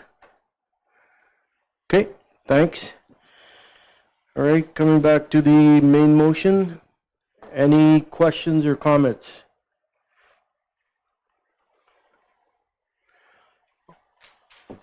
Okay, so it's the recommendation as amended, and we had the mover and a seconder originally.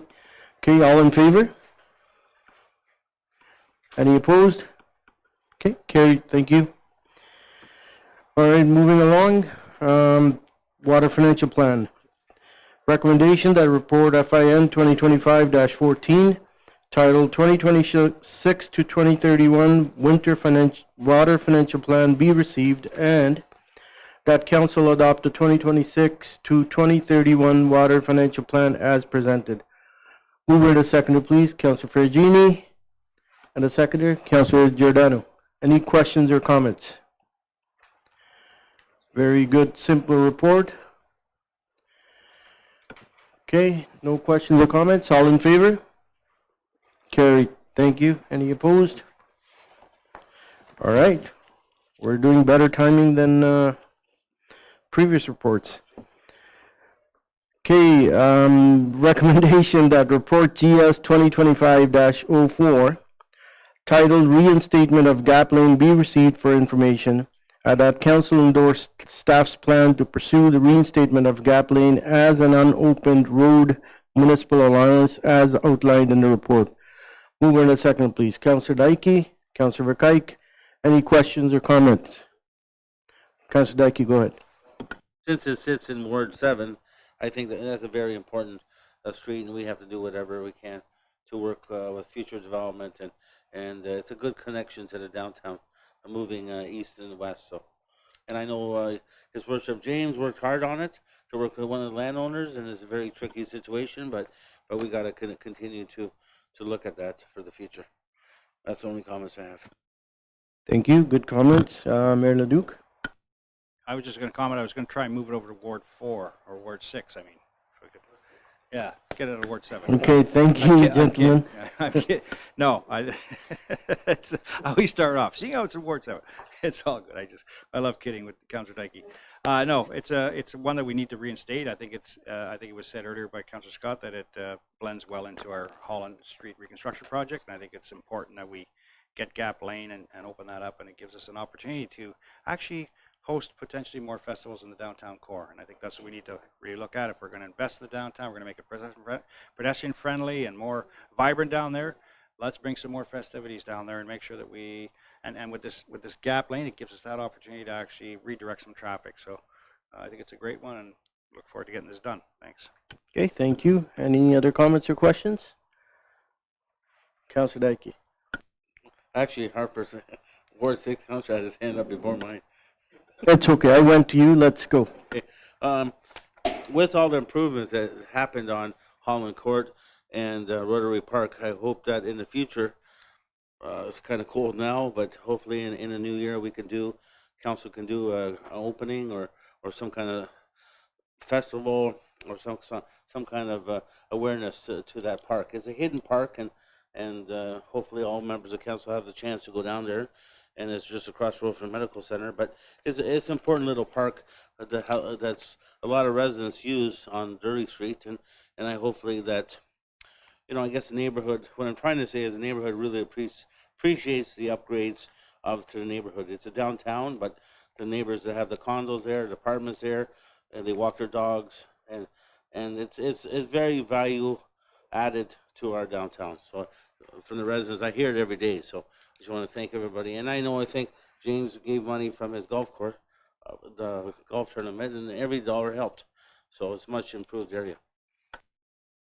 Okay, thank you. I'm going to suggest it's a good idea that Rotary Park or the gazebo looks a lot better than what it was before. Perhaps you can reach out maybe with the CAO and the mayor and set something up. I'm sure council would like to come out. I have Councillor Harper before I go to you, Mayor. This is a comment about that? Yeah. Go ahead. Just a clarification. It's the mayor and council's golf tournament. Funded it. Okay, thank you. Go ahead, Councillor Harper. Thank you, Deputy Mayor. I don't mind the gap lane. I thought it was useful before. It was sad to see it go. Happy to see it come back. When it does come back to us, I think there's going to be some costs or some fiscal feasibility or full feasibility costs to it that we should be aware of, that it's going to be coming towards us to consider when we have to look at this in the future. Yes, I think the report speaks to it, that the staff would be bringing options back once they get a chance to review everything. Okay, any other comments or questions? Okay, with that, all in favor? Any opposed? Okay, carried, thank you. All right, recommendation that report BLDG 2025-01 titled Mandatory Registration of Accessory Dwelling Units bylaw be received, and that council approve the proposed ADU registration bylaw attached to the establish a mandatory registration process of ADUs in compliance with provincial legislation and municipal objectives. Mover and a seconder, please. Councillor Dehaney and Councillor Harper. Any comments or questions? Go ahead, Councillor Giordano. Well, I've had many comments since I've been on council about ADUs. This is one that I support. I think we definitely need to have this management in place. I also hope that staff use this when they present to committee of adjustments or when they come to council for approvals on things, that this also takes in consideration the landscape of the neighborhoods. There's a comment somewhere in there where it says setbacks and parking requirements are intended to prevent negative impacts on neighborhood character and a nuisance to nearby neighbors. Yet I find that gets overlooked every single time an application comes forward. Okay. I think staff heard that comment. Any other comments or questions? Councillor Harper. Thanks, Deputy Mayor. When I talked about this before in regards to this, you can't regulate what you can't see. And I think this really clarifies what the expectation is in putting the registration on like a rational mechanism to protect safety and fairness. I think this will address a lot of those issues. What I don't really see in here, though, is what the cost will be or the workload or risk in regards to the operational capacity for it. So I just know that if we do this, there will be something coming back that will address that, I hope. I think the director's coming up.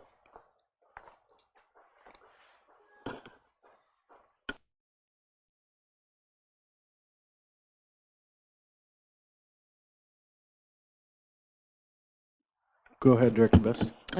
Good evening, Mayor and Chair Mr. Sandu, for the comments. With respect to costs and everything, it will be incorporated into the building permit costs. So it's full cost recovery.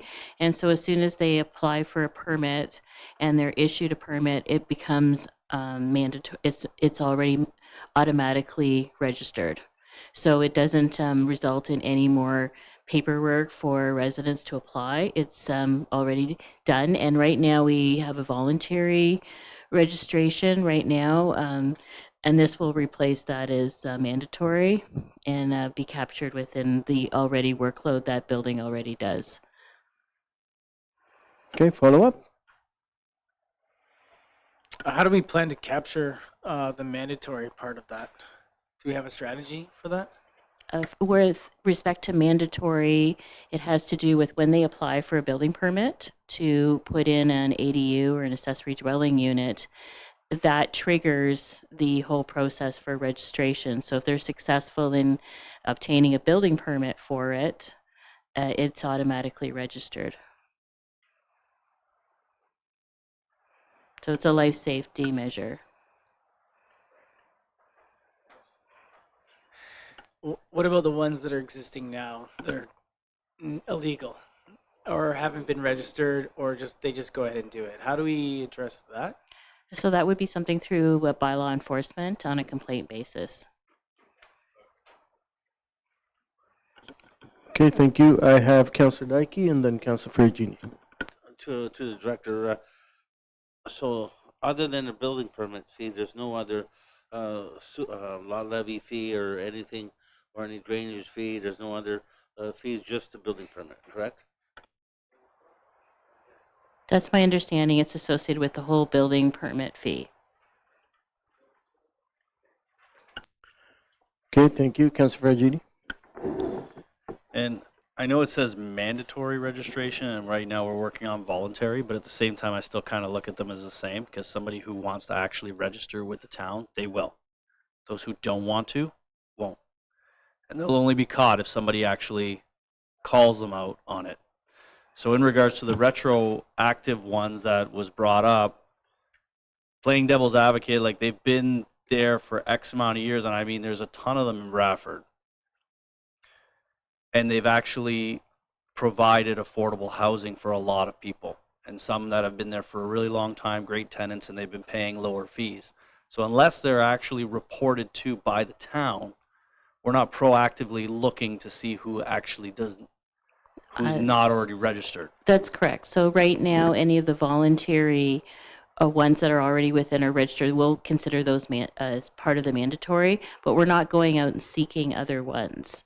So it's if it's at the time of a building permit application.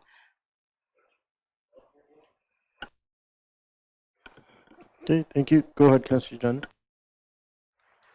You know, we've been talking about all kinds of service fees throughout the whole day today. I'm just a bit of a long shot throwing it out there.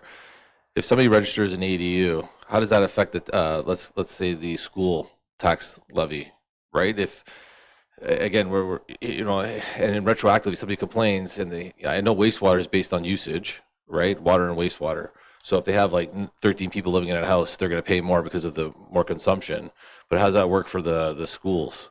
Is there any way we can capture, if you register this and that, yeah, you got to pay a bit of additional fee, more people living there? Roads, everything else? Yeah, I'm asking the question. Is there other opportunities for capturing? CEO?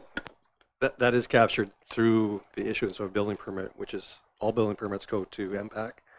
And so they'll reassess the property. If the property is increased in value because of that investment, then there's greater taxation generated, including a component of which goes to the school boards. Yeah, but what happens if they don't do a building permit? They have an illegal ADU, somebody complains, it gets caught, do they have to register at that point? Do they have to go through and then pay those levies? If there is a complaint and it's determined that it is non-compliant, then the owner of that property would need to obtain a building permit to ensure that the apartment was properly installed and compliant with code, fire code, building code. And so ultimately, it gets captured through that process. Okay, thank you. Good questions, good comments. Okay, I don't see any other comments or questions. I just want to say thank you. This is very good. We're on the right track. We're gonna have at least a number that we know how many ADUs we have in our municipality, and I think this is something that is also good for the property owners to come and register. Then there's no fear of their neighbors or someone else calling on them. They're legit and everything's good. Okay, with that, all in favor of this report? Any opposed? Okay, carried. All right, recommendation that the committee whole adjourn at 10:25 p.m. Mover and a seconder, please. Councillor Verkuyk, Councillor Harper. All in favor? Okay, carried. Back to you, Your Worship. Okay, does anybody need a break? Just checking. Okay, we'll reconvene the meeting at 10:26. I have, we're on section 17, committee minutes and recommendations. Recommendations of committee minutes and recommendations, items 17.1 inclusive, be received and approved. So, folks, this is the grant committee minutes. This is, yeah. You're declaring? Okay, okay. Yes, that's right. You declared at the beginning. I'm sorry. I apologize. So, noted that you're declaring a conflict with 17.1. Okay. Going back to the 17.1 recommendation, we have all of these grants that people applied for, that the grant committee went through and awarded these monies to these folks for their. So, any questions or concerns? Seeing none, all in favor? Carried, thank you. Okay, we are moving on to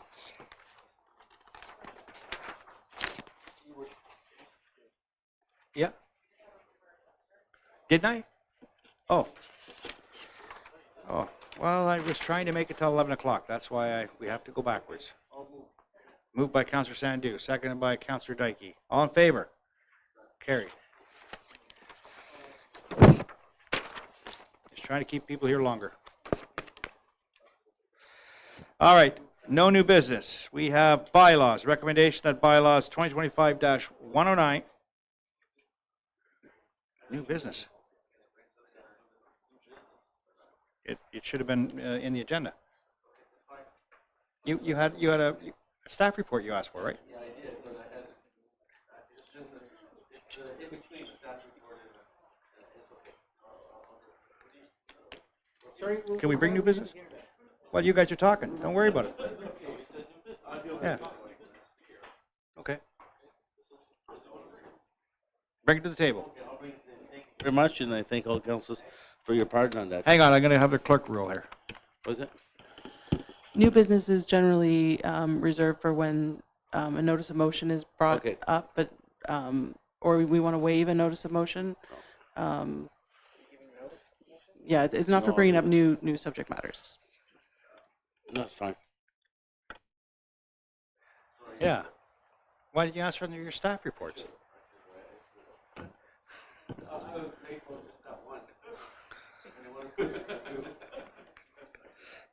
You were on a roll tonight. You should have went for 2. Anyways, let's get back to business here. Recommendation of the bylaws 2025-109, 110, 111.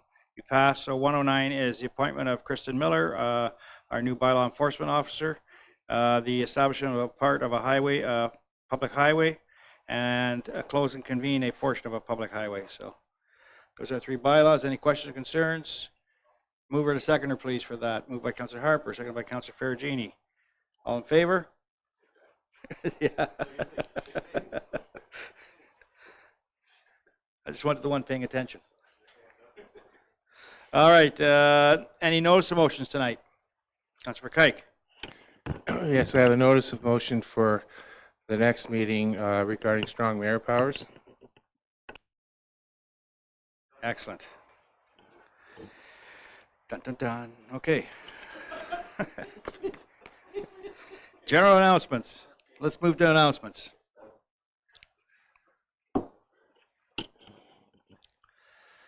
Okay, we have council announcements. We're going to have to enlarge this because I didn't bring a printed copy today.